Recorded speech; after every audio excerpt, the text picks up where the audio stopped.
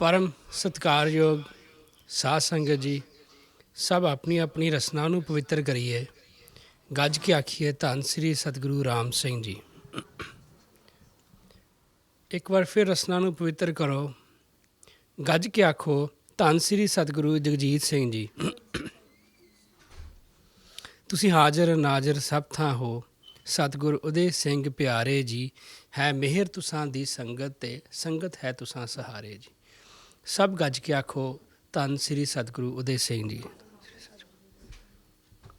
ਸਾਧ ਸੰਗਤ ਜੀ, ਆਪ ਜੀ ਸ੍ਰੀ ਸਤਿਗੁਰੂ ਰਾਮ ਸਿੰਘ ਜੀ ਦਾ ਲੜੀਵਾਰ ਇਤਿਹਾਸ ਸਰਵਣ ਕਰ ਰਹੇ ਸੀ।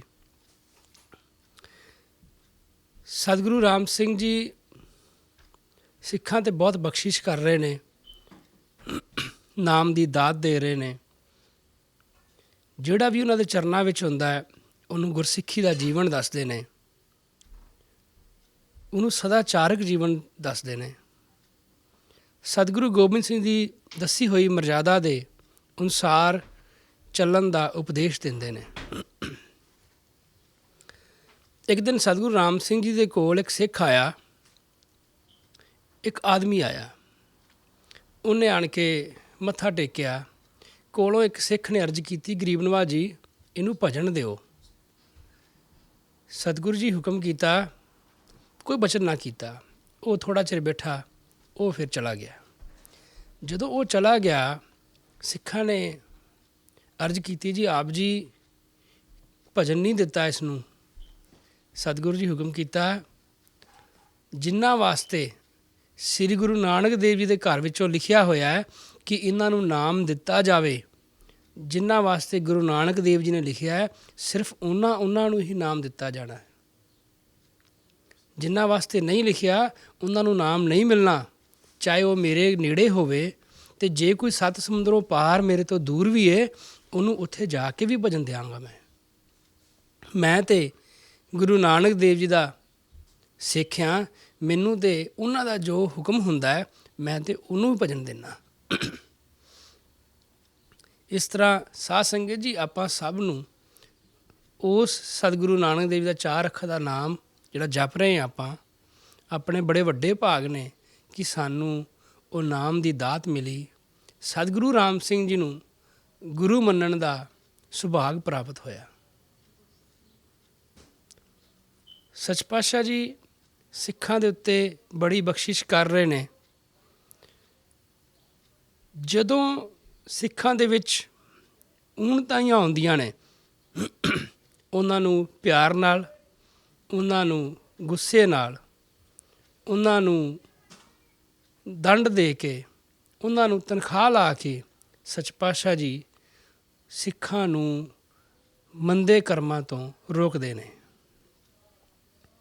ਜੈਮਲ ਸਿੰਘ ਦੀ ਸ਼ਿਕਾਇਤ ਆਈ ਸਤਿਗੁਰੂ ਰਾਮ ਸਿੰਘ ਜੀ ਕੋਲ ਕਿ ਉਹ ਬੀਬੀਆਂ ਨੂੰ ਗਾਲਾਂ ਕੱਢਦਾ, ਮੰਦਾ ਬੋਲਿਆ। ਸਤਿਗੁਰੂ ਜੀ ਬਹੁਤ ਨਾਰਾਜ਼ ਹੋਏ। ਗੁਰਬਾਣੀ 'ਚ ਲਿਖਿਆ, ਸੋ ਕਿਉਂ ਮੰਦਾ ਆਖਿਆ ਜਿਤ ਜੰਮਹਿ ਰਾਜਾਨ। ਇਹ ਤਾਂ ਗੁਰੂ ਸਾਹਿਬ ਨੇ ਪਹਿਲਾਂ ਹੀ ਲਿਖ ਦਿੱਤਾ ਸੀ। ਸਤਿਗੁਰੂ ਰਾਮ ਸਿੰਘ ਜੀ ਨੇ ਇਸਤਰੀਆਂ ਨੂੰ ਅੰਮ੍ਰਿਤ ਦੀ ਦਾਤ ਬਖਸ਼ੀ।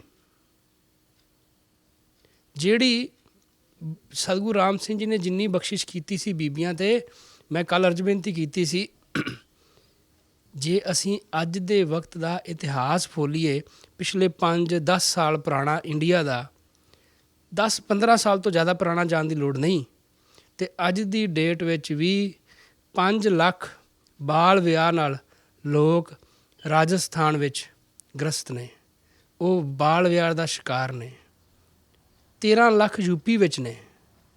ਇਹ ਜਿਹੜੀ ਲੇਟੈਸਟ ਰਿਪੋਰਟ ਹੈ ਇੰਡੀਆ ਦੀ, ਇਹ ਉਹਦੇ ਮੁਤਾਬਕ ਹੈ। ਪਰ ਸਤਿਗੁਰੂ ਰਾਮ ਸਿੰਘ ਜੀ ਤਾਂ 1863 ਵਿੱਚ ਹੀ ਹੁਕਮ ਕਰ ਰਹੇ ਨੇ ਕਿ 15-16 ਵਰਸ਼ ਤੋਂ ਘੱਟ ਲੜਕੀ ਨਹੀਂ ਵਿਆਹੁਣੀ। ਜਿਹੜਾ ਸ਼ਾਰਦਾ ਐਕਟ 1929 ਸ਼ੁਰੂ ਹੋਇਆ, ਉਹ 31 ਵਿੱਚ ਜਾ ਕੇ ਪਾਸ ਹੋਇਆ। ਬੜੇ ਜ਼ੋਰ ਨਾਲ ਉਹਨਾਂ ਨੇ ਇਸ ਗੱਲ 'ਤੇ ਪਹਿਰਾ ਦਿੱਤਾ। ਫਿਰ ਜਾ ਕੇ ਉਹ 100 ਸਾਲ ਬਾਅਦ ਜਾ ਕੇ ਤਕਰੀਬਨ ਉਹ ਐਕਟ ਪਾਸ ਕਰ ਸਕੇ, ਅਤੇ ਫਿਰ ਉਹਨਾਂ ਵਿੱਚ ਸੋਧ ਹੁੰਦੀ ਗਈ। ਹੁਣ ਜਾ ਕੇ 2006 ਵਿੱਚ ਦੁਬਾਰਾ ਸੋਧ ਹੋਈ ਸੀ ਉਹਦੇ ਵਿੱਚ ਫਿਰ। ਪਰ ਸਤਿਗੁਰੂ ਰਾਮ ਸਿੰਘ ਜੀ ਜਿਹੜੇ ਬਚਨ ਉਦੋਂ ਹੀ ਕੀਤੇ ਸਨ, ਉਹ ਉਦੋਂ ਹੀ ਅਟੱਲ ਸਨ। ਸਹੀ ਸਨ। ਇਸ ਕਰਕੇ ਸੱਚ ਪਾਤਸ਼ਾਹ ਜੀ ਸਿੱਖਾਂ ਨੂੰ ਵਰਜਦੇ ਨੇ, ਕਿਸੇ ਨੇ ਵੀ ਕਿਸੇ ਬੀਬੀ ਨੂੰ, ਕਿਸੇ ਸਿੰਘਣੀ ਨੂੰ, ਕਿਸੇ ਭੈਣ ਨੂੰ ਮਾੜੇ ਸ਼ਬਦ ਨਹੀਂ ਬੋਲਣੇ। ਜੈਮਲ ਸਿੰਘ ਦੀ ਸ਼ਿਕਾਇਤ ਆਈ ਕਿ ਉਹ ਬੀਬੀਆਂ ਨੂੰ ਮੰਦਾ ਬੋਲਦਾ ਹੈ। ਸਤਿਗੁਰੂ ਜੀ ਜੈਮਲ ਸਿੰਘ ਨੂੰ ਸੱਦ ਲਿਆ। ਸੱਦ ਕੇ ਜੈਮਲ ਸਿੰਘ ਨੂੰ ਗਲ ਵਿੱਚ ਛਿੱਤਰਾਂ ਦਾ ਹਾਰ ਪਾ ਕੇ ਗਧੇ 'ਤੇ ਬਿਠਾ ਕੇ ਸਾਰੇ ਪਿੰਡ ਵਿੱਚ ਗੇੜਾ ਲਵਾਇਆ ਕਿ ਇਹ ਆਪਣੀ ਨਾਲੇ ਮਾफ़ੀ ਮੰਗ ਕਿ ਮੈਂ ਬੀਬੀਆਂ ਨੂੰ ਮੰਦਾ ਬੋਲਿਆ, ਅੱਜ ਤੋਂ ਬਾਅਦ ਨਹੀਂ ਬੋਲਾਂਗਾ। ਜੇ ਸੱਚ ਪਾਤਸ਼ਾਹ ਜੀ ਹੁਕਮ ਕੀਤਾ ਨਾ ਮੁੜਿਆ, ਮੈਂ ਤੇਰਾ ਨੱਕ ਵੱਢ ਦਿਆਂਗਾ ਜੇ ਤੂੰ ਬੀਬੀਆਂ ਨੂੰ ਮਾੜਾ ਬੋਲਣ ਤੋਂ ਨਾ ਹਟਿਆ। ਕਿਉਂਕਿ ਕੈਨੇਡਾ ਅਮਰੀਕਾ ਵਿੱਚ ਦੇਸ਼ਾਂ ਵਿੱਚ ਅਸੀਂ ਬੜੇ ਵਿਕਸਿਤ ਦੇਸ਼ਾਂ ਵਿੱਚ ਰਹਿੰਦੇ ਹਾਂ, ਪਰ ਅੱਜ ਤੋਂ 100 ਸਾਲ ਪਹਿਲਾਂ, 100-125 ਸਾਲ ਪਹਿਲਾਂ ਇੱਥੇ ਵੀ ਵੂਮਨ ਨੂੰ ਐਜ਼ ਏ ਪਰਸਨ ਵੀ ਨਹੀਂ ਸੀ ਮੰਨਿਆ ਜਾਂਦਾ। ਤੁਸੀਂ ਇਤਿਹਾਸ ਪੜ੍ਹ ਕੇ ਵੇਖ ਲਵੋ ਇਹਨਾਂ ਦਾ। ਇੱਥੇ ਵੀ ਬਹੁਤ ਵੱਡੀ ਕ੍ਰਾਂਤੀ ਆਈ, ਇੱਕ ਬਹੁਤ ਵੱਡਾ ਰੈਵੋਲੂਸ਼ਨ ਆਇਆ। ਉਸ ਤੋਂ ਬਾਅਦ ਜਾ ਕੇ ਜਨਾਨੀਆਂ ਨੂੰ, ਔਰਤਾਂ ਨੂੰ ਮਰਦਾਂ ਦੇ ਬਰਾਬਰ ਅਖਤਿਆਰ ਮਿਲਣੇ ਸ਼ੁਰੂ ਹੋਏ, ਐਜ਼ ਏ ਪਰਸਨ ਸਮਝਿਆ ਜਾਣ ਲੱਗਿਆ। ਫਿਰ ਵੋਟ ਦਾ ਅਧਿਕਾਰ ਮਿਲਿਆ। ਹੌਲੀ ਹੌਲੀ ਹੌਲੀ ਅੱਜ ਸਮਾਜ ਵਿੱਚ ਬਰਾਬਰ ਖੜੀ ਹੈ ਔਰਤ। ਪਰ ਸਤਿਗੁਰੂ ਰਾਮ ਸਿੰਘ ਜੀ ਨੇ ਜਿੱਥੇ ਸੂਬੇ ਥਾਪੇ, ਉੱਥੇ ਇੱਕ ਬੀਬੀ ਹੁਕਮੀ ਨੂੰ ਸੂਬਾ ਥਾਪਿਆ। ਬੀਬੀਆਂ ਨੂੰ ਵੀ ਬਰਾਬਰਤਾ ਦਿੱਤੀ ਸਿੰਘਾਂ ਦੇ ਬਰਾਬਰ ਪ੍ਰਚਾਰ ਕਰਨ ਲਈ। ਸਤਿਗੁਰੂ ਰਾਮ ਸਿੰਘ ਜੀ ਨੂੰ ਜਦੋਂ ਆਨੰਦ ਕਾਰਜ ਦੀ ਮਰਜ਼ਾਦਾ ਆਰੰਭ ਕੀਤੀ ਸੀ ਭੈਣੀ ਸਾਹਿਬ ਵਿੱਚ, ਉਹਨਾਂ ਨੇ ਨਜ਼ਰਬੰਦ ਕਰ ਦਿੱਤਾ ਵੀ ਤੁਸੀਂ ਭੈਣੀ ਸਾਹਿਬ ਤੋਂ ਬਾਹਰ ਨਹੀਂ ਜਾ ਸਕਦੇ। ਉਸ ਤੋਂ ਪਹਿਲਾਂ ਸਿਰਫ 5 ਸੂਬੇ ਥਾਪੇ ਸਨ ਸੱਚ ਪਾਤਸ਼ਾਹ ਜੀ। ਫਿਰ ਜਦੋਂ ਉਹ ਜਿਹੜੇ 5 ਸੂਬੇ ਸਨ, ਕਿਉਂਕਿ ਇਹ ਪਤਾ ਗੌਰਮੈਂਟ ਬਹੁਤ ਕੱਲਾ ਡੀਪਲੀ, ਜੇ ਅਸੀਂ ਮੈਨੂੰ ਮੌਕਾ ਮਿਲਿਆ ਥੋੜ੍ਹੀ ਜਿਹੀ ਸੇਵਾ ਕਰਨ ਦਾ ਕਿ ਹਰਪਾਲ ਸਿੰਘ ਜੀ ਸੇਵਕ ਮੇਰੇ ਚਾਚਾ ਜੀ, ਉਹਨਾਂ ਨੇ ਮੈਨੂੰ ਇਤਿਹਾਸ ਲਿਆ ਕੇ ਦਿੱਤਾ। ਕਹਿੰਦੇ ਵੀ ਤੁਸੀਂ ਜਦੋਂ ਵਿਹਲੇ ਹੁੰਦੇ ਨਾ ਟਾਈਪ ਕਰਿਆ ਕਰੋ। ਉਹ ਇਤਿਹਾਸ ਕੀ ਸੀਗਾ, ਕੱਲੇ ਸਿੱਖ ਦਾ ਨਾਂ ਲਿਖਿਆ, ਉਹਦੀ ਉਮਰ ਲਿਖੀ, ਉਹਦਾ ਕੱਦ ਲਿਖਿਆ, ਉਹਦਾ ਰੰਗ ਲਿਖਿਆ, ਉਹਦਾ ਚਿਹਰੇ 'ਤੇ ਜੇ ਕੋਈ ਨਿਸ਼ਾਨ ਆ ਉਹ ਲਿਖਿਆ, ਜਿਹਨੂੰ ਅਸੀਂ ਮਾਰਕ ਆਖ ਦਿੰਦੇ ਹਾਂ, ਬਰਥ ਮਾਰਕ ਲਿਖਿਆ। ਫਿਰ ਉਸ ਤੋਂ ਬਾਅਦ ਉਹਦੀ ਡਿਟੇਲ ਇੰਨੀ ਕੁ ਲਿਖੀਏ ਵੀ ਪਿੰਡ ਵਿੱਚ ਇਹਦੀ ਪਹੁੰਚ ਕਿੰਨੀ ਕੁ ਹੈ, ਉਸ ਤੋਂ ਬਾਅਦ ਲੋਕਾਂ 'ਤੇ ਪ੍ਰਭਾਵ ਕਿੰਨਾ ਇਹਦਾ। ਕੱਲੇ ਸਿੱਖ ਦੀ ਇੰਨੀ ਡਿਟੇਲ ਮੈਂ ਆਪਣੇ ਹੱਥੀਂ ਟਾਈਪ ਕੀਤੀ ਹੋਈ ਹੈ। ਇਸੇ ਤਰ੍ਹਾਂ ਸਤਿਗੁਰੂ ਰਾਮ ਸਿੰਘ ਜੀ 'ਤੇ ਸਿੱਖਾਂ 'ਤੇ ਬੜੀ ਡੀਪਲੀ ਜਾਸੂਸੀ ਕੀਤੀ ਜਾਂਦੀ ਸੀ। ਉਹਨਾਂ ਨੂੰ ਪਤਾ ਸੀ, ਸੱਚ ਪਾਤਸ਼ਾਹ ਜੀ ਨੂੰ ਨਜ਼ਰਬੰਦ ਕਰ ਦਿੱਤਾ ਵੀ ਉਹਨਾਂ ਨੇ ਸੂਬੇ ਥਾਪੇ ਹੋਏ ਨੇ 5। ਸਤਿਗੁਰੂ ਰਾਮ ਸਿੰਘ ਦੇ ਨਾਲ ਉਹ ਸੂਬਿਆਂ ਨੂੰ ਉਹਨਾਂ ਦੇ ਘਰਾਂ ਵਿੱਚ ਭੇਜ ਕੇ ਉਹਨਾਂ ਨੂੰ ਵੀ ਨਜ਼ਰਬੰਦ ਕਰ ਦਿੱਤਾ, ਤੁਸੀਂ ਘਰਾਂ 'ਚੋਂ ਬਾਹਰ ਨਹੀਂ ਜਾ ਸਕਦੇ। ਫਿਰ ਸਤਿਗੁਰੂ ਰਾਮ ਸਿੰਘ ਜੀ ਨੇ 17 ਹੋਰ ਸੂਬੇ ਥਾਪੇ, ਕਿਉਂਕਿ ਸੱਚ ਪਾਤਸ਼ਾਹ ਜੀ ਦੇ ਬਾਹਰ ਜਾਣ ਤੋਂ ਪਾਬੰਦੀ ਲੱਗ ਗਈ, ਗੁਰੂ ਸਾਹਿਬ ਬਾਹਰ ਨਹੀਂ ਜਾ ਰਹੇ। 17 ਹੋਰ ਸੂਬੇ ਥਾਪੇ। ਉਹਨਾਂ ਨੂੰ ਵੀ ਜਦੋਂ ਪਤਾ ਲੱਗ ਗਿਆ ਵੀ ਇਹ, ਕਿਉਂਕਿ ਜਿਹੜਾ ਜੋਗਾ ਸਿੰਘ ਧੂੜਕੋਟ ਵਾਲਾ ਸੀ, ਸੱਚ ਪਾਤਸ਼ਾਹ ਜੀ ਨੂੰ ਹੁਕਮ ਕੀਤਾ ਕਿ ਮੈਂ ਭੈਣੀ ਸਾਹਿਬ ਚੱਲਿਆ, ਤੂੰ ਜਾ ਕੇ ਆਪਣੇ ਘਰ ਵਿੱਚ ਲੰਗਰ ਚਲਾ ਦੇ, ਬੱਚੀਆਂ ਨੂੰ ਇਕੱਠਿਆਂ ਕਰਕੇ ਗੁਰਮੁਖੀ ਦੇ ਅੱਖਰ ਪੜ੍ਹਾਉਣੇ ਸ਼ੁਰੂ ਕਰ ਦੇ। ਇਸ ਤਰ੍ਹਾਂ ਕੱਲੇ ਸਿੱਖਾਂ ਨੂੰ ਸੱਚ ਪਾਤਸ਼ਾਹ ਜੀ ਬਖਸ਼ਿਸ਼ ਕੀਤੀ। ਉਹਨਾਂ ਨੇ ਆਪਣੇ ਇਲਾਕਿਆਂ ਵਿੱਚ ਬਹੁਤ ਸੇਵਾ ਕੀਤੀ ਸਿੱਖੀ ਦੀ। ਅਤੇ ਫਿਰ ਸੱਚ ਪਾਤਸ਼ਾਹ ਜੀ 17 ਸੂਬੇ ਥਾਪੇ। ਫਿਰ ਜਦੋਂ ਸੂਬਿਆਂ ਨੇ ਪ੍ਰਚਾਰ ਕਰਨਾ ਸ਼ੁਰੂ ਕਰ ਦਿੱਤਾ, ਅੰਗਰੇਜ਼ਾਂ ਨੂੰ ਪਤਾ ਲੱਗ ਗਿਆ ਵੀ ਜਿਹੜੀ ਗੱਲ ਤੋਂ ਅਸੀਂ ਇਹਨਾਂ ਨੂੰ ਘਰੇ ਬਿਠਾਇਆ ਸੀ ਕਿ ਇਹਨਾਂ ਦਾ ਪ੍ਰਚਾਰ ਨਾ ਵਧੇ, ਉਹ ਤਾਂ ਉਵੇਂ ਹੀ ਵੱਧ ਰਿਹਾ। ਫਿਰ ਉਹ 17 ਸੂਬੇ ਲੱਭੇ, ਉਹਨਾਂ 17 ਨੂੰ ਫਿਰ ਕੈਦ ਕੀਤਾ। ਫਿਰ ਆਣ ਕੇ DC ਜਿਹੜਾ ਸੀ ਲੁਧਿਆਣੇ ਦਾ, ਉਹ ਭੈਣੀ ਸਾਹਿਬ ਆਣ ਕੇ ਸਤਿਗੁਰੂ ਰਾਮ ਸਿੰਘ ਜੀ ਨੂੰ ਕਹਿੰਦਾ ਹੈ ਕਿ ਤੁਸੀਂ 5 ਸੂਬੇ ਥਾਪੇ, ਪਹਿਲਾਂ ਤੁਹਾਨੂੰ ਨਜ਼ਰਬੰਦ ਕੀਤਾ, 5 ਥਾਪੇ, ਉਹਨਾਂ ਨੂੰ ਨਜ਼ਰਬੰਦ ਕੀਤਾ, 17 ਹੋਰ ਥਾਪੇ, ਅਸੀਂ ਉਹ ਵੀ ਨਜ਼ਰਬੰਦ ਕਰ ਦਿੱਤੇ। ਅਬ ਕਿਆ ਕਰੋਗੇ ਬਾਬਾ ਰਾਮ ਸਿੰਘ ਜੀ। ਸਤਿਗੁਰੂ ਰਾਮ ਸਿੰਘ ਜੀ ਉਦੋਂ ਰੰਗ ਵਿੱਚ ਹੋ ਕੇ ਕਹਿੰਦੇ, ਬਚਨ ਕੀਤਾ, ਜਾਓ ਬਿੱਲਿਆ, ਮੈਂ ਘਰ ਘਰ ਰਾਮ ਸਿੰਘ ਕਰ ਦਿਆਂਗਾ। ਇੱਕ ਹਲ ਵਾਹੁਣ ਵਾਲਾ ਜੱਟ ਭਜਨ ਦੇਗਾ, ਮੇਰੇ ਜਿੰਨਾ ਅਸਰ ਹੋਏਗਾ ਉਹਦੇ ਵਿੱਚ। ਇਹ ਜਿਹੜਾ ਬਚਨ ਸੀ ਨਾ, ਇਹ ਬਚਨ ਪੂਰਾ ਕਿਵੇਂ ਹੋਇਆ, ਮੈਂ ਅੱਜ ਇੱਧਰ ਨੂੰ ਨਹੀਂ ਜਾਣਾ। ਇਹ ਆਪਾਂ ਕਿਸੇ ਦਿਨ, ਮੈਂ ਇਸ ਗੱਲ 'ਤੇ ਆਪਾਂ ਆਵਾਂਗੇ। ਸਿੱਖਾਂ ਦੇ ਜਦੋਂ ਜੀਵਨੀਆਂ ਮੈਂ ਸ਼ੁਰੂ ਕਰਾਂਗਾ ਨਾ, ਕਿਸ ਤਰ੍ਹਾਂ ਦੇ ਮਹਾਨ ਸਿੱਖ ਹੋਏ ਸਤਿਗੁਰੂ ਰਾਮ ਸਿੰਘ ਜੀ। ਇੱਕ ਪਾਟੀ ਕਸ਼ ਵਾਲਾ ਭਜਨ ਦੇਗਾ ਨਾ, ਉਹਦਾ ਵੀ ਸੱਚ ਭਾਵ ਕੀਤਾ, ਮੇਰੇ ਜਿੰਨਾ ਅਸਰ ਹੋਏਗਾ। ਉਹ ਕਿਸ ਤਰ੍ਹਾਂ ਦਾ ਅਸਰ ਹੋਇਆ, ਕਿਸ ਤਰ੍ਹਾਂ ਸਿੱਖਾਂ ਦੇ ਮਹਾਨ ਜੀਵਨ ਹੋਏ ਸਿੱਖਾਂ ਦੇ। ਇਹ ਜਦੋਂ ਸਮਾਂ ਚੱਲਦਾ ਗਿਆ, ਸਤਿਗੁਰੂ ਰਾਮ ਸਿੰਘ ਜੀ ਨੇ 1867 ਵਿੱਚ ਜਦੋਂ ਸਮਾਂ ਆਇਆ, ਸੂਬਾ ਲੱਖਾ ਸਿੰਘ ਨੂੰ ਭੇਜਿਆ ਕਿ ਤੂੰ ਜਾ ਕੇ ਮਨਜ਼ੂਰੀ ਲੈ ਕੇ ਆ। ਸੂਬਾ ਲੱਖਾ ਸਿੰਘ ਜੀ ਜਾਂਦੇ ਨੇ ਮਨਜ਼ੂਰੀ ਲੈਣ ਲਈ ਕਿ ਅਸੀਂ ਅਨੰਦਪੁਰ ਸਾਹਿਬ ਹੋਲਾ ਕਰਨਾ ਹੈ। ਅੰਗਰੇਜ਼ ਅਫਸਰ ਨੇ ਕਹਿ ਦਿੱਤਾ ਕਿ ਮਨਜ਼ੂਰੀ ਨਹੀਂ ਦਿੱਤੀ ਜਾਏਗੀ, ਤੁਸੀਂ ਅਨੰਦਪੁਰ ਸਾਹਿਬ ਨਹੀਂ ਜਾ ਸਕਦੇ।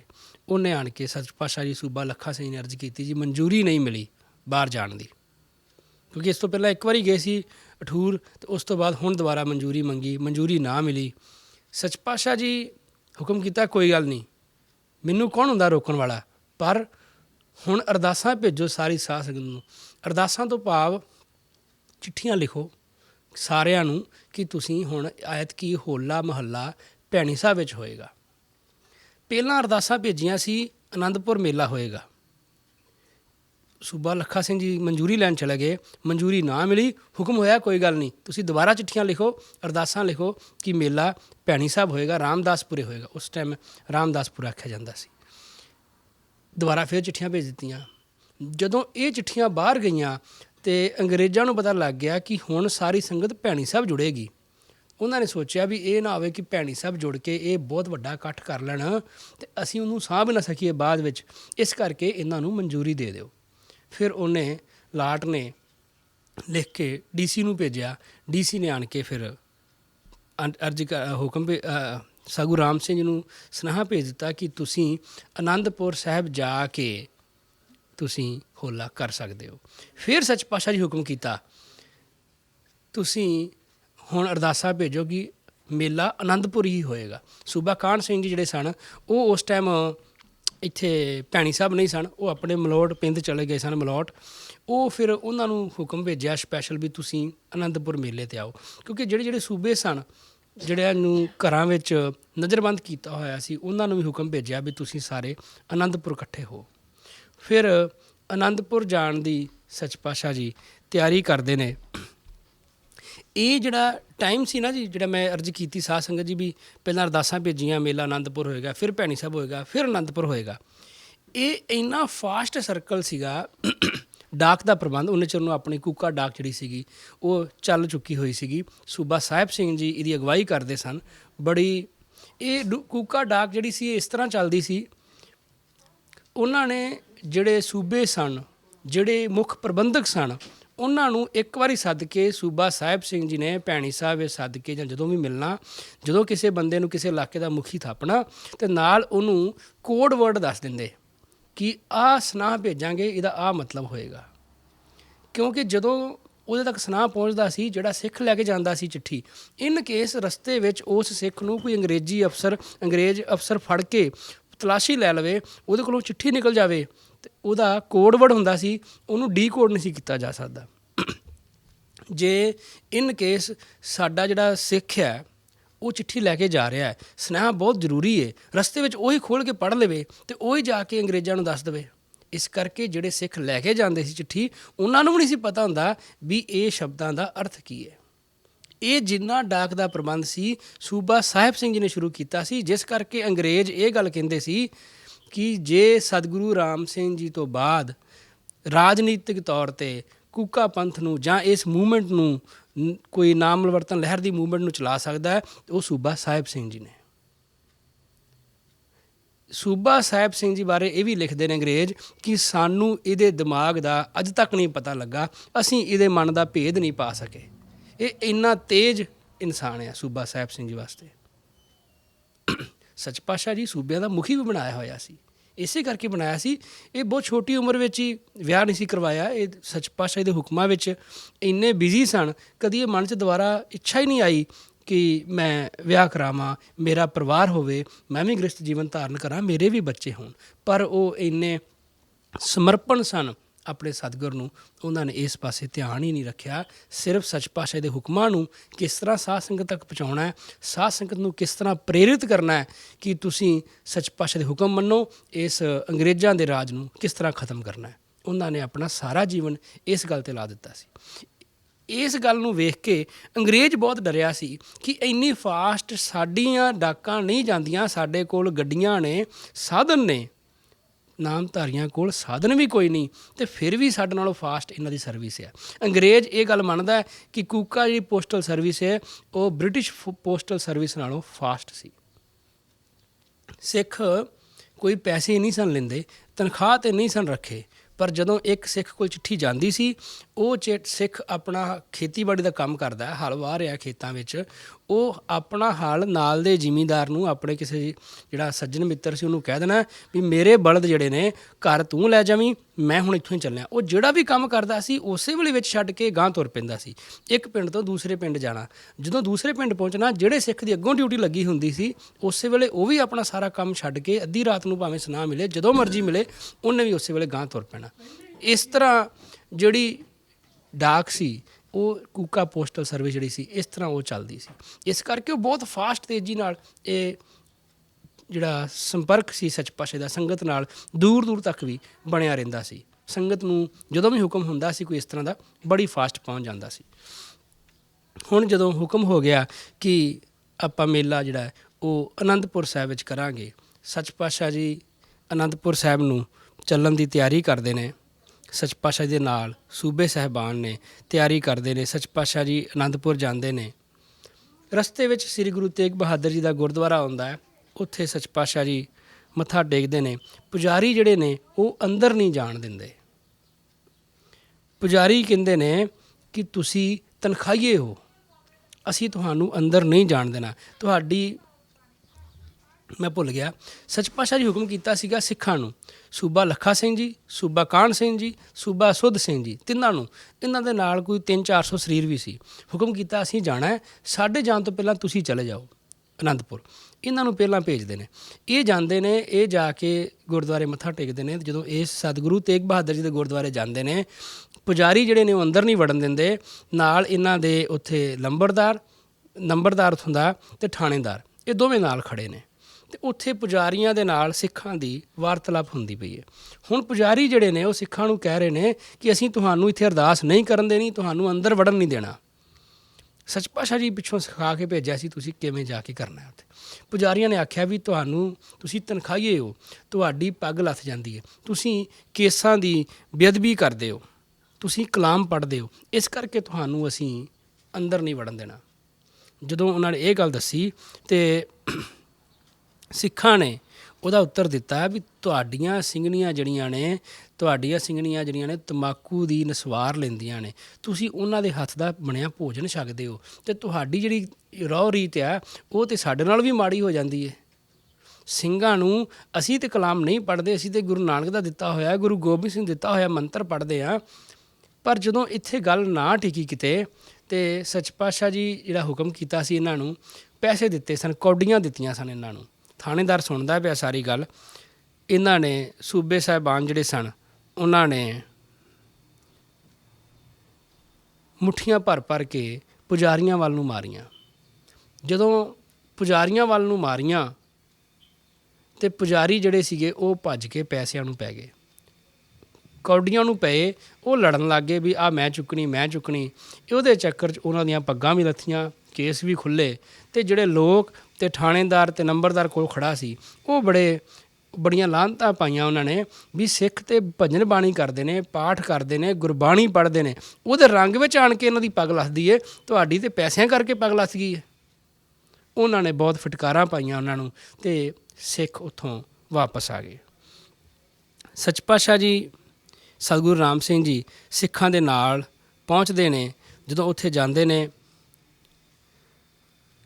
ਇੱਥੇ ਸਿੱਖਾਂ ਨੇ ਆਖਿਆ ਪੁਜਾਰੀਆਂ ਨੂੰ ਵੀ ਜੇ ਤੁਹਾਡਾ ਸਾਡਾ ਕਿਸੇ ਤਰੀਕੇ ਝਗੜਾ ਨਹੀਂ ਖਤਮ ਹੁੰਦਾ, ਆਪਾਂ ਅਗਨੀ ਵਿੱਚ, ਇੱਕ ਦਿਨ ਮੈਂ ਅਰਜ਼ ਕੀਤੀ ਸੀ, ਜਦੋਂ ਬਦਈ ਖਾਲਸਾ ਅਤੇ ਤੱਤ ਖਾਲਸੇ ਨੇ ਚਿੱਠੀ ਪਾਈ ਸੀ ਪਾਣੀ ਵਿੱਚ, ਵੀ ਜਿਹਦੀ ਚਿੱਠੀ ਤਰ ਜਾਏਗੀ ਉਹ ਹਰਿਮੰਦਰ ਸਾਹਿਬ ਦੀ ਸੇਵਾ ਸਾਂਭੇਗਾ। ਗੁਰੂ ਗੋਬਿੰਦ ਸਿੰਘ ਜੀ ਦੇ ਜਦੋਂ ਗੁਪਤਵਾਸ ਸੀਗਾ ਉਸ ਟਾਈਮ ਦੀ ਗੱਲ ਹੈ, 1725 ਦੇ ਆਸ ਪਾਸ ਦੀ ਗੱਲ ਹੈ। ਸਤਿਗੁਰੂ ਰਾਮ ਸਿੰਘ ਦੇ ਸਿੱਖਾਂ ਨੇ ਪੁਜਾਰੀਆਂ ਨੂੰ ਆਖਿਆ ਕਿ ਆਪਾਂ ਇਸ ਗੱਲ ਦਾ ਫੈਸਲਾ ਕਰ ਲੈਂਦੇ ਹਾਂ ਵੀ ਆਪਾਂ ਚਿੱਠੀ ਲਿਖ ਲੈਂਦੇ ਹਾਂ, ਚਿੱਠੀ ਲਿਖ ਕੇ ਅਗਨੀ ਵਿੱਚ ਪਾ ਦਿੰਦੇ ਹਾਂ। ਜਿਹਦੀ ਚਿੱਠੀ ਅਗਨੀ ਵਿੱਚ ਸੜ ਗਈ ਉਹ ਝੂਠਾ, ਅਤੇ ਜਿਹਦੀ ਚਿੱਠੀ ਅਗਨੀ ਵਿੱਚ ਬਚ ਗਈ ਉਹ ਸੱਚਾ। ਪੁਜਾਰੀ ਕਹਿੰਦੇ ਜੀ ਇਹ ਗੱਲ ਬੜੀ ਵਧੀਆ ਹੈ, ਅਸੀਂ ਐਵੇਂ ਕਰਨ ਨੂੰ ਤਿਆਰ ਹਾਂ। ਪੁਜਾਰੀਆਂ ਨੇ ਇਸ ਗੱਲ ਦੀ ਹਾਮੀ ਭਰਤੀ। ਕੋਲੋਂ ਇੱਕ ਨਿਹੰਗ ਸਿੰਘ ਆਇਆ, ਉਹ ਆਣ ਕੇ ਉੱਚੀ ਸਾਰੀ ਕਹਿਣ ਲੱਗਾ ਪੁਜਾਰੀਆਂ ਨੂੰ ਵੀ ਇਹ ਕੂਕਿਆਂ ਦੀ ਚਿੱਠੀ ਨਹੀਂ ਜੇ ਸੜਨੀ, ਤੁਸੀਂ ਝੂਠੇ ਹੋ, ਤੁਹਾਡੀ ਸੜ ਜਾਣੀ ਹੈ, ਇਸ ਕਰਕੇ ਇਹ ਕੰਮ ਨਾ ਕਰਿਓ, ਤੁਹਾਡੀ ਬਹੁਤ ਬਦਨਾਮੀ ਹੋਏਗੀ। ਪਤਾ ਤੇ ਆਪਣੀ ਕਰਤੂਤ ਦਾ ਉਹਨਾਂ ਨੂੰ ਵੀ ਪੁਜਾਰੀਆਂ ਨੂੰ ਸੀ, ਅਸੀਂ ਕਰਦੇ ਕੀ ਹਾਂ। ਉਹ ਇਸ ਗੱਲ 'ਤੇ ਫਿਰ ਨਾ ਖੜੇ, ਉਹ ਕਹਿੰਦੇ ਨਹੀਂ ਅਸੀਂ ਇਹ ਕੰਮ ਨਹੀਂ ਕਰਨਾ। ਪਰ ਜਦੋਂ ਪੱਗਾਂ ਲੱਥ ਗਈਆਂ ਫਿਰ ਉਹ ਨੰਬਰਦਾਰ ਜਿਹੜਾ ਸੀਗਾ ਬਹੁਤ ਉਹਨਾਂ ਨੂੰ ਮੰਦਾ ਬੋਲਿਆ ਵੀ ਤੁਸੀਂ ਇਹਨਾਂ ਨੂੰ ਤਨਖਾਹ ਲਾਉਂਦੇ ਹੋ, ਇਹਨਾਂ ਨੂੰ ਤੁਸੀਂ ਮਾੜਾ ਆਖਦੇ ਹੋ ਕੂਕਿਆਂ ਨੂੰ, ਜਿਹੜੇ ਭਜਨ ਕਰਦੇ ਨੇ ਕਿਸੇ ਨੂੰ ਕੁਝ ਵੀ ਨਹੀਂ ਆਖਦੇ। ਹੁਣ ਸਤਿਗੁਰੂ ਰਾਮ ਸਿੰਘ ਜੀ ਸੰਗਤਾਂ ਨੂੰ ਚਿੱਠੀਆਂ ਪਾਈਆਂ। ਕੀਰਤਪੁਰ ਸਾਹਿਬ ਤੋਂ ਕਾਫਲਾ ਜਾਂਦਾ ਹੈ। ਸਤਿਗੁਰੂ ਰਾਮ ਸਿੰਘ ਜੀ ਹੁਕਮ ਕੀਤਾ ਸੀਗਾ ਸਾਰੇ ਬਸੰਤੀ ਰੰਗ ਵਿੱਚ ਦਸਤਾਰੇ ਰੰਗ ਲਓ। ਸਿੱਖਾਂ ਨੇ ਦਸਤਾਰੇ ਰੰਗ ਲਏ। ਸਤਿਗੁਰੂ ਰਾਮ ਸਿੰਘ ਜੀ ਘੋੜੀ 'ਤੇ, ਚੀਨੀ ਘੋੜੀ 'ਤੇ ਸਵਾਰ ਨੇ, ਨਾਲ ਸੰਗਤਾਂ ਨੇ ਸਤਿਗੁਰੂ ਰਾਮ ਸਿੰਘ ਦੇ ਨਾਲ ਜਾ ਰਹੀਆਂ। ਜਦੋਂ ਅਨੰਦਪੁਰ ਦੇ ਕੋਲ ਪਹੁੰਚੇ, ਅਨੰਦਪੁਰ ਸਾਹਿਬ ਦੇ ਕੋਲ, ਉੱਥੇ ਸਤਿਗੁਰੂ ਰਾਮ ਸਿੰਘ ਜੀ ਨੇ ਇੱਕ ਵਾਰੀ ਬਾਂਹ ਹਿਲਾਈ, ਪਿਛਾਂਹ ਨੂੰ ਬਾਂਹ ਕਰ ਦਿੱਤੀ। ਸੰਗਤ ਵੱਲ ਨੂੰ ਜਦੋਂ ਬਾਂਹ ਕਰ ਦਿੱਤੀ, ਸਾਰੀ ਸੰਗਤ ਉੱਥੇ ਦੀ ਉੱਥੇ ਖਲੋ ਗਈ। ਸਾਧ ਸੰਗਤ ਜੀ, ਅੰਗਰੇਜ਼ੀ ਰਿਕਾਰਡ ਵਿੱਚ 8000 ਦੀ ਗਿਣਤੀ ਹੈ, ਪਰ ਸਤਿਗੁਰੂ ਰਾਮ ਸਿੰਘ ਜੀ ਨੇ ਉਸ ਮੇਲੇ ਵਿੱਚ ਸਤਿਗੁਰੂ ਪ੍ਰਤਾਪ ਸਿੰਘ ਦੇ ਉਪਦੇਸ਼ 'ਚ ਆਉਂਦਾ ਹੈ ਵੀ ਸੱਚ ਭਾਵ ਕੀਤਾ ਸੀ ਗ੍ਰਸਤੀ ਜੀ ਜਿਹੜਾ ਹੈ ਉਹ ਪੈਸੇ ਨਾ ਮੱਥਾ ਟੇਕੇ, ਬਿਹੰਗਮ ਨਾ ਟੇਕੇ ਅਤੇ ਗ੍ਰਸਤੀ ਪੈਸੇ ਟੇਕੇ। ਉੱਥੇ ਰੁਪਈਏ ਤੋਂ ਵੱਧ ਮੱਥਾ ਟੇਕਣ ਦਾ ਹੁਕਮ ਨਹੀਂ ਸੀ ਕਿਸੇ ਨੂੰ, ਅਤੇ 24,000 ਰੁਪਈਆ ਉਸ ਮੇਲੇ 'ਤੇ ਇਕੱਠਾ ਹੋਇਆ ਸੀ। ਅਤੇ 24,000 ਦੀ ਗਿਣਤੀ ਆਪਣੇ ਆਪ ਹੀ ਹੋ ਗਈ। ਫਿਰ ਇੱਕ ਜਣੇ ਨੇ 1 ਰੁਪਈਆ ਹੀ ਮੱਥਾ ਟੇਕਣਾ, ਅਤੇ 24,000 ਦੀ ਸੰਗਤ ਉਸ ਦਿਨ ਸਤਿਗੁਰੂ ਰਾਮ ਸਿੰਘ ਜੀ ਨਾਲ ਸੀ। ਅੰਗਰੇਜ਼ਾਂ ਨੇ ਲਿਖਣੀ ਸ਼ੁਰੂ ਕੀਤੀ ਸੀ ਸਵੇਰ ਤੋਂ, ਉਹ ਲਿਖਦੇ ਥੱਕ ਗਏ, ਅਤੇ ਉਹਨਾਂ ਨੇ ਸ਼ਾਮ ਤੱਕ ਕੋਈ 3-4 ਹਜ਼ਾਰ ਹੀ ਲਿਖ ਸਕੇ। ਉਦੋਂ ਬਾਅਦ ਉਹਨਾਂ ਨੇ ਕਿਹਾ ਜੀ ਸਾਡੇ ਤੋਂ ਗਿਣੇ ਨਹੀਂ ਜਾਂਦੇ, ਅਤੇ ਵੈਸੇ ਹੀ ਉਹਨਾਂ ਨੇ ਕਾਗਜ਼ਾਂ 'ਚ 8,000 ਲਿਖ ਦਿੱਤਾ। ਇਸ ਮੇਲੇ 'ਤੇ ਜਦੋਂ ਸਤਿਗੁਰੂ ਰਾਮ ਸਿੰਘ ਜੀ ਪਿਛਾਂਹ ਨੂੰ ਬਾਂਹ ਕਰਕੇ ਅਤੇ ਸੰਗਤ ਨੂੰ ਰੋਕ ਦਿੱਤਾ, ਸੰਗਤ ਉਸੇ ਵੇਲੇ ਰੁਕ ਗਈ। DC ਸੀ ਜਿਹੜਾ ਹੁਸ਼ਿਆਰਪੁਰ ਦਾ, ਉਹ ਆਇਆ ਹੋਇਆ ਸੀ, ਕਿਉਂਕਿ ਪੁਜਾਰੀਆਂ ਨੇ ਪਹਿਲਾਂ ਚਿੱਠੀਆਂ ਲਿਖੀਆਂ ਸੀ ਵੀ ਨਾਮਧਾਰੀ ਮੇਲੇ 'ਤੇ ਆਉਣ ਲੱਗੇ ਨੇ ਅਨੰਦਪੁਰ ਸਾਹਿਬ, ਇਹਨਾਂ ਨੇ ਆਣ ਕੇ ਸਾਰੇ ਗੁਰਦੁਆਰਿਆਂ 'ਤੇ ਕਬਜ਼ਾ ਕਰ ਲੈਣਾ ਹੈ ਅਤੇ ਸਾਨੂੰ ਕੱਢਣਾ ਚਾਹੁੰਦੇ ਨੇ, ਇੱਥੇ ਲੜਾਈ ਹੋਏਗੀ। ਇਸ ਕਰਕੇ DC ਆਪ ਬਹੁਤ ਸਾਰੀ ਫੌਜ ਲੈ ਕੇ ਅਨੰਦਪੁਰ ਸਾਹਿਬ ਪਹੁੰਚਿਆ ਹੋਇਆ ਸੀ, ਤੰਬੂ ਲਾਏ ਸਨ, ਉਹਨਾਂ ਨੇ ਪੂਰਾ ਇੰਤਜ਼ਾਮ ਕੀਤਾ ਸੀ ਵੀ ਕਿਸੇ ਵੀ ਤਰੀਕੇ ਇੱਥੇ ਲੜਾਈ ਨਾ ਹੋਵੇ। ਇਸ ਕਰਕੇ DC ਜਿਹੜਾ ਸੀ ਹੁਸ਼ਿਆਰਪੁਰ ਦਾ, ਉਹ ਆਪ ਆਇਆ ਸੀ ਇੱਥੇ। DC ਵੇਖਦਾ ਪਿਆ, ਕਿਉਂਕਿ DC ਨੇ ਪਹਿਲਾਂ ਸਤਿਗੁਰੂ ਰਾਮ ਸਿੰਘ ਦਰਸ਼ਨ ਨਹੀਂ ਸਨ ਕੀਤੇ। ਉਹਨੇ ਆਪਣੇ ਨਾਲ ਦੇ ਸਿਪਾਹੀ ਨੂੰ ਪੁੱਛਿਆ ਇਹ ਕੌਣ ਰਾਜਾ ਆਇਆ ਇੱਥੇ, ਕਿਉਂਕਿ ਸੱਚ ਪਾਤਸ਼ਾਹ ਜੀ ਦਾ ਜਿਹੜਾ ਸ਼ਾਨੋ ਸ਼ੌਕਤ ਸੀ, ਉਹਨਾਂ ਦਾ ਠਾਠ ਬਾਠ ਸੀ, ਉਹਨਾਂ ਦਾ ਪ੍ਰਭਾਵ ਸੀ, ਉਹ ਰਾਜਿਆਂ ਨਾਲੋਂ ਘੱਟ ਨਹੀਂ ਸੀ। ਜਦੋਂ ਇਹ ਗੱਲ ਹੋਈ ਤੇ ਨਾਲ ਦੇ ਸਿਪਾਹੀ ਨੇ ਦੱਸਿਆ ਕਿ ਇਹ ਉਹੀ ਕੂਕਿਆਂ ਦਾ ਗੁਰੂ ਹੈ ਜਿਸ ਕਰਕੇ ਆਪਾਂ ਇੱਥੇ ਇਕੱਠੇ ਹੋਏ ਹਾਂ, ਆਪਾਂ ਸਾਰੇ ਆਏ ਹੋਏ ਹਾਂ, ਇਹ ਕੂਕਿਆਂ ਦਾ ਗੁਰੂ ਹੈ। ਜਦੋਂ ਇੰਨਾ ਸੁਣਿਆ ਅਤੇ ਉਹਨੇ DC ਨੇ ਸਤਿਗੁਰੂ ਰਾਮ ਸਿੰਘ ਨੂੰ ਅਰਜ਼ ਕੀਤੀ ਵੀ ਕਿਰਪਾ ਕਰੋ ਅੰਦਰ ਤੰਬੂ 'ਚ ਮੈਨੂੰ ਦਰਸ਼ਨ ਦਿਓ। ਸੱਚ ਪਾਤਸ਼ਾਹ ਜੀ ਨਾਲ 20-25 ਸਿੰਘ, 25 ਕੁ ਸਿੰਘ ਜਾਂਦੇ ਨੇ, ਤੰਬੂ ਵਿੱਚ ਜਾਂਦੇ ਨੇ। ਸੰਗਤ ਜਿਹੜੀ ਹੈ ਬਾਕੀ ਸਾਰੀ ਉਹ ਬਾਹਰ ਖੜੀ ਰਹਿੰਦੀ ਹੈ। ਸੱਚਪਾ ਅੰਦਰ ਜਾਂਦੇ ਨੇ, ਗੋਰਾ ਜਿਹੜਾ ਸੀ DC ਸਿਰ ਤੋਂ ਟੋਪੀ ਲਾ ਕੇ ਸੱਚ ਪਾਤਸ਼ਾਹ ਨੂੰ ਸਲਾਮ ਕਰਦਾ ਹੈ, ਕੁਰਸੀ ਦਿੰਦਾ ਹੈ, ਬੜੇ ਅਦਬ ਨਾਲ ਸੱਚ ਪਾਤਸ਼ਾਹ ਨੂੰ ਕੁਰਸੀ 'ਤੇ ਬਿਠਾਉਂਦਾ ਹੈ। ਉਹ ਸੱਚ ਪਾਤਸ਼ਾਹ ਨਾਲ ਬਚਨ ਕਰਦਾ ਹੈ ਕਿ ਤੁਹਾਨੂੰ ਮਨਜ਼ੂਰੀ ਦਿੱਤੀ ਸੀ ਇੱਥੇ ਆਉਣ ਦੀ, ਪਰ ਜਿੰਨੀ ਤੁਸੀਂ ਸੰਗਤ ਲੈ ਕੇ ਆਏ ਹੋ ਇਹ ਤਾਂ ਲੜਾਈ ਹੋ ਸਕਦੀ ਹੈ, ਝਗੜਾ ਹੋ ਸਕਦਾ ਇੱਥੇ। ਸੱਚ ਪਾਤਸ਼ਾਹ ਜੀ ਹੁਕਮ ਕਰਦੇ ਨੇ ਕਿ ਸਾਡੇ ਵੱਲੋਂ ਨਹੀਂ ਹੁੰਦਾ, ਤੁਸੀਂ ਭਾਵੇਂ ਸਾਡੇ 'ਤੇ ਹਮਲਾ ਵੀ ਕਰੋ ਪਰ ਅਸੀਂ ਨਹੀਂ ਅੱਗੋਂ ਹੱਥ ਚੁੱਕਦੇ, ਤੁਸੀਂ ਸਾਡੇ 'ਤੇ ਭਾਵੇਂ ਸ਼ਰਾਰਤ ਵੀ ਕਰੋ ਅਸੀਂ ਤਾਂ ਵੀ ਨਹੀਂ ਹੱਥ ਚੁੱਕਾਂਗੇ, ਸਾਡੇ ਵੱਲੋਂ ਕੁਝ ਨਹੀਂ ਹੁੰਦਾ। ਕਹਿੰਦਾ ਜੀ ਠੀਕ ਹੈ। ਫਿਰ ਉਹਨੇ ਅਰਜ਼ ਕੀਤੀ ਜੀ ਮੇਰੀ ਜਿਹੜੀ ਮੇਮ ਆ ਉਹ ਤੁਹਾਡੇ ਦਰਸ਼ਨ ਕਰਨਾ ਚਾਹੁੰਦੀ ਹੈ। ਸੱਚ ਪਾਤਸ਼ਾਹ ਜੀ ਹੁਕਮ ਕੀਤਾ ਠੀਕ ਹੈ। ਉਹ ਆਪਣੀ ਮੇਮ ਦੇ ਕੋਲ ਸਤਿਗੁਰੂ ਰਾਮ ਸਿੰਘ ਜੀ ਨੂੰ ਲੈ ਕੇ ਜਾਂਦਾ ਹੈ। ਜਦੋਂ ਮੇਮ ਦੇ ਕੋਲ ਲੈ ਕੇ ਜਾਂਦਾ, ਇਕੱਲੇ ਸੱਚਪਾ ਜਾਂਦੇ ਨੇ, ਬਾਕੀ ਸਿੱਖ ਉਸ ਤੰਬੂ 'ਚ ਰਹਿੰਦੇ ਨੇ, ਉਹਦੀ ਮੇਮ ਕਿਸੇ ਦੂਸਰੇ ਤੰਬੂ ਵਿੱਚ ਸੀਗੀ। ਉਹ ਮੇਮ ਦੇ ਕੋਲ ਲੈ ਕੇ ਜਾਂਦਾ ਹੈ ਅਤੇ ਮੇਮ ਨੇ 25 ਮੋਹਰਾਂ ਸੋਨੇ ਦੀਆਂ ਰੱਖ ਕੇ ਮੱਥਾ ਟੇਕਿਆ। ਜਦੋਂ ਉਹਨੇ 25 ਮੋਹਰਾਂ ਰੱਖ ਕੇ ਸੋਨੇ ਦੀਆਂ ਮੱਥਾ ਟੇਕੀਆਂ ਅਤੇ ਸੱਚ ਪਾਤਸ਼ਾਹ ਜੀ ਉਹ ਪ੍ਰਵਾਨ ਨਾ ਕੀਤੀਆਂ। ਸੱਚ ਪਾਤਸ਼ਾਹ ਜੀ ਨੂੰ ਇੱਥੇ ਨਾ ਬਾਹੋਵਾਲ ਜੀ ਬੜਾ ਸੋਹਣਾ ਲਿਖਦੇ ਨੇ, ਮੈਂ ਉਨਾ ਵਧੀਆ ਤੇ ਬਿਆਨ ਕਰ ਹੀ ਨਹੀਂ ਸਕਦੇ ਜਿੰਨਾ ਵਧੀਆ ਉਹਨਾਂ ਨੇ ਲਿਖ ਦਿੱਤਾ ਹੈ। ਉਹ ਲਿਖਦੇ ਨੇ, ਫਰੰਗੀ ਕਮਿਸ਼ਨਰ ਨੇ सतगुरु जी को कहा कि मेरी औरत है सो आपका दर्शन करना चाहती है। सतगुरु जी इकल्ले ही गए। मखमला के गदेले विछा के ਉੱਪਰ ਕੁਰਸੀ ਡਾਈ ਹੋਈ ਸੀ, ਸੋ ਉਸ ਪਰ ਸਤਿਗੁਰੂ ਜੀ ਬਿਠਾਏ ਅਤੇ 25 ਮੋਹਰਾਂ ਰੱਖ ਕੇ ਫਰੰਗਨ ਨੇ ਮੱਥਾ ਟੇਕਿਆ। ਦੀਨ ਦਿਆਲ ਜੀ ਬਚਨ ਕੀਤਾ ਕਿ ਤੁਸੀਂ ਰਾਜੇ, ਅਸੀਂ ਰਈਅਤ ਹਾਂ। ਮੇਮ ਕਿਹਾ, ਅਸੀਂ ਤਾਂ ਸੰਤਾਂ ਕੇ ਦਾਸ ਹਾਂ, ਆਪ ਤਾਂ ਸਾਨੂੰ ਈਸਾ ਕੇ ਸਮਾਨ ਹੋ। ਮੁੜ ਆਏ ਸਤਿਗੁਰੂ ਜੀ, ਮੋਹਰਾਂ ਨਾ ਲਈਆਂ। ਉਹਨੇ ਇਸ ਤਰ੍ਹਾਂ ਅਰਜ਼ ਕੀਤੀ ਸੱਚਪਾ ਨੂੰ, ਮੋਹਰਾਂ ਨਾ ਲਈਆਂ, ਸੱਚ ਪਾਤਸ਼ਾਹ ਜੀ ਵਾਪਸ ਆਏ। ਫਿਰ ਜਿਹੜਾ ਉਹ ਫਰੰਗੀ ਸੀ, ਫਿਰ ਉਹ ਫਰੰਗੀ ਦੇ ਜਿਹੜਾ ਦੂਸਰਾ ਉਹ ਪਹਿਲਾ ਤੰਬੂ ਸੀ ਉੱਥੇ ਆਏ। ਫਿਰ ਉਹ ਫਰੰਗੀ ਨੇ ਆਖਿਆ ਕਿ ਕੋਈ ਗੱਲ ਨਹੀਂ। ਉਹਨੇ ਆਪਣੇ ਕੋਲੋਂ ਸੱਚ ਪਾਤਸ਼ਾਹ ਜੀ ਨੂੰ ਇੱਕ ਚਾਂਦਨੀ ਦਿੱਤੀ। ਚਾਂਦਨੀ ਤੋਂ ਭਾਵ ਜਿਹਨੂੰ ਆਪਾਂ ਕਹਿ ਸਕਦੇ ਹਾਂ ਇੱਕ ਟੈਂਟ ਦਿੱਤਾ ਕਿ ਜਿੱਥੇ ਵੀ ਤੁਸੀਂ ਲੰਗਰ, ਜਿੱਥੇ ਵੀ ਤੁਸੀਂ ਬੈਠੋ, ਬਿਰਾਜਮਾਨ ਹੋਵੋ, ਤੁਸੀਂ ਧੁੱਪ ਬੜੀਏ ਆਪਣੇ ਉੱਤੇ ਉਹ ਚਾਂਦਨੀ ਲਾ ਕੇ ਬੈਠਿਓ। ਨਾਲ ਉਹਨੇ ਆਪਣਾ ਇੱਕ ਤੰਬੂ ਦਿੱਤਾ ਕਿ ਜਦੋਂ ਤੁਸੀਂ ਰਾਤ ਰਹਿਣਾ ਉਹਦੇ ਵਾਸਤੇ ਤੰਬੂ ਦਾ ਇੰਤਜ਼ਾਮ ਕੀਤਾ। ਨਾਲ ਉਹਨੇ 5 ਸਿਪਾਹੀ ਦਿੱਤੇ ਵੀ ਜਿੱਥੇ ਵੀ ਗੁਰੂ ਸਾਹਿਬ ਜਾਣ ਤੁਸੀਂ ਨਾਲ ਜਾਣਾ, ਇੱਥੇ ਕੋਈ ਝਗੜਾ ਨਾ ਹੋਵੇ, ਤੁਸੀਂ ਇਹਨਾਂ ਦਾ ਇੰਤਜ਼ਾਮ ਕਰਨਾ। ਸਤਿਗੁਰੂ ਪ੍ਰਤਾਪ ਸਿੰਘ ਦੇ ਉਪਦੇਸ਼ ਵਿੱਚ ਆਉਂਦਾ ਸੀ ਕਿ ਜਿਹੜੇ ਅੰਗਰੇਜ਼ ਸਨ ਉਹ ਬਾਹਰੋਂ ਵੇਖਣ ਨੂੰ ਸਤਿਗੁਰੂ ਰਾਮ ਸਿੰਘ ਜੀ ਵਾਸਤੇ ਪੂਰਾ ਇੰਤਜ਼ਾਮ ਕਰਦੇ ਸਨ ਕਿ ਕੋਈ ਲੜਾਈ ਝਗੜਾ ਨਾ ਹੋਵੇ, ਪਰ ਅੰਦਰ ਖਾਤੇ ਉਹ ਦੂਸਰੇ ਤਰ੍ਹਾਂ ਵੀ ਇੰਤਜ਼ਾਮ ਰੱਖਦੇ ਸੀ ਕਿਤੇ ਇਹ ਕੁਝ ਸਾਡੇ ਖਿਲਾਫ ਕੀ ਕਰ ਰਹੇ ਨੇ। ਇਸ ਗੱਲ ਦੀ ਵੀ ਉਹ ਪੂਰੀ ਛਾਣਬੀਨ ਕਰਦੇ ਰਹਿੰਦੇ ਸਨ, ਧਿਆਨ ਰੱਖਦੇ ਸਨ ਇਸ ਗੱਲ ਦਾ। ਹੁਣ ਉਹਨੇ ਜਦੋਂ ਸੱਚ ਪਾਤਸ਼ਾਹ ਜੀ ਨੂੰ ਇਸ ਤਰ੍ਹਾਂ ਦਿੱਤਾ, ਨਾਲ ਸਿਪਾਹੀ ਦੇ ਦਿੱਤੇ, ਸੱਚ ਪਾਤਸ਼ਾਹ ਜੀ ਅਨੰਦਪੁਰ ਸਾਹਿਬ ਜਾਂਦੇ ਨੇ। ਹੁਣ ਜਦੋਂ ਸਤਿਗੁਰੂ ਜੀ ਅਨੰਦਪੁਰ ਸਾਹਿਬ ਜਾਂਦੇ ਨੇ, ਇਸ DC ਨੇ ਆਖਿਆ ਸੀ, ਅਰਜ਼ ਕੀਤੀ, ਕਹਿੰਦਾ ਜੀ ਜਦੋਂ ਮੇਮ ਨੂੰ ਮਿਲ ਕੇ ਵਾਪਸ ਤੰਬੂ ਵਿੱਚ ਆਏ, ਉਹਨੇ ਅਰਜ਼ ਕੀਤੀ, ਕਹਿੰਦਾ ਜੀ ਸਾਨੂੰ ਮਦਦ ਚਾਹੀਦੀ ਹੈ ਤੁਹਾਡੀ, ਸਾਡੀ ਮਦਦ ਕਰੋਗੇ? ਸੱਚ ਪਾਤਸ਼ਾਹ ਜੀ ਹੁਕਮ ਕੀਤਾ, ਕਿਸ ਗੱਲ ਦੀ ਮਦਦ ਮੰਗਦੇ ਹੋ? ਅਸੀਂ ਤੁਹਾਨੂੰ ਕਾਹਦੀ ਮਦਦ ਦੇ ਸਕਦੇ ਹਾਂ? ਉਹ ਕਹਿੰਦਾ ਜੀ ਤੁਹਾਡੇ ਕੋਲ ਬਿਨਾਂ ਦਮੜਿਆਂ ਤੋਂ ਆਹ ਕਿੰਨੀ ਵੱਡੀ ਫੌਜ ਹੈ ਤੁਹਾਡੀ। ਸੱਚ ਪਾਤਸ਼ਾਹ ਜੀ ਹੁਕਮ ਕੀਤਾ ਕਿ ਇਹ ਤੇ ਸਿੱਖ ਨੇ, ਭਜਨ ਬੰਦਗੀ ਕਰਨ ਵਾਲੇ ਨੇ। ਉਹ ਕਹਿਣ ਲੱਗਾ, ਕਹਿੰਦਾ ਕਿ ਇਹ ਭਜਨ ਕਰਨ ਵਾਲੇ ਨੇ, ਬਿਨਾਂ ਦਮੜਿਆਂ ਤੋਂ ਲੈਂਦੇ ਨੇ। ਤੁਸੀਂ ਇੱਕ ਵਾਰੀ ਇਸ਼ਾਰਾ ਕੀਤਾ, ਮੁਖ 'ਚੋਂ ਬਚਨ ਨਹੀਂ ਕੀਤਾ ਕੋਈ, ਪਰ ਜਿੰਨੇ ਵੀ ਸਿੱਖ ਬਾਹਰ ਖੜ੍ਹੇ ਨੇ ਉਹ ਨਾ ਤੇ ਰੌਲਾ ਪਾ ਰਹੇ ਨੇ, ਨਾ ਆਪਸ 'ਚ ਗੱਲਾਂ ਕਰ ਰਹੇ ਨੇ। ਇੱਥੇ ਕੱਖ ਵੀ ਸੁੱਟੀਏ ਉਹਦਾ ਵੀ ਪਤਾ ਲੱਗੇ, ਇੰਨੀ ਸ਼ਾਂਤੀ ਨਾਲ ਡਿਸਿਪਲਨ ਵਿੱਚ ਖਲੋਤੇ ਹੋਏ ਨੇ। ਅਤੇ ਸਾਡੀ ਫੌਜ ਜਿਹੜੀ ਹੈ ਉਹਨੂੰ ਅਸੀਂ ਉੱਚੀ ਆਵਾਜ਼ ਦਿੰਦੇ ਹਾਂ, ਉਸ ਤੋਂ ਬਾਅਦ ਵੀ ਫੌਜ ਸਾਡੀ ਜਿਹੜੀ ਹੈ ਕਿੰਨੇ ਕਦਮ ਤੁਰ ਕੇ ਰੁਕਦੀ ਹੈ।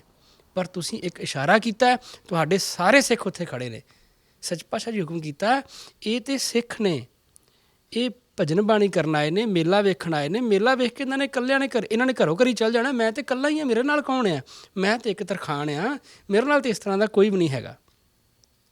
ਫਿਰ ਉਹਨੇ ਹੋਰ ਇਸ ਤਰ੍ਹਾਂ ਬਚਨ ਬਲਾਸ ਕਾਫੀ ਸੱਚਪਾ ਨੂੰ ਕਰਦਾ ਰਿਹਾ ਵੀ ਕਿਰਪਾ ਕਰੋ ਸਾਡੇ 'ਤੇ, ਸਾਡੀ ਮਦਦ ਜ਼ਰੂਰ ਕਰੋ। ਸੱਚਪਾ ਨੂੰ ਕੀਤਾ ਵੀ ਨਹੀਂ, ਅਸੀਂ ਮਦਦ ਨਹੀਂ ਕਰ ਸਕਦੇ, ਮੈਂ ਤੇਰੀ ਇਸ ਗੱਲ 'ਚ ਕੋਈ ਮਦਦ ਨਹੀਂ। ਕਿਉਂਕਿ ਉਸ ਤੋਂ ਬਾਅਦ ਸਤਿਗੁਰੂ ਪ੍ਰਤਾਪ ਸਿੰਘ ਜੀ ਕੋਲ ਵੀ ਆਏ ਸਨ, ਉਹਨਾਂ ਨੇ ਇਹ ਗੱਲ ਆਖੀ ਸੀ ਵੀ ਤੁਸੀਂ ਫੌਜ ਵਿੱਚ ਭਰਤੀ ਦਿਓ। ਸੱਚਪਾ ਦੇ ਉਪਦੇਸ਼ 'ਚ ਆਉਂਦਾ ਨਾ, ਅਸੀਂ ਨਾ ਤੁਹਾਡੇ ਤੋਂ ਲਈਏ ਨਾ ਦਈਏ, ਅਤੇ ਫਿਰ ਸਾਡਾ ਤੁਹਾਡਾ ਕੀ ਲੈਣ ਦੇਣ ਹੋਇਆ।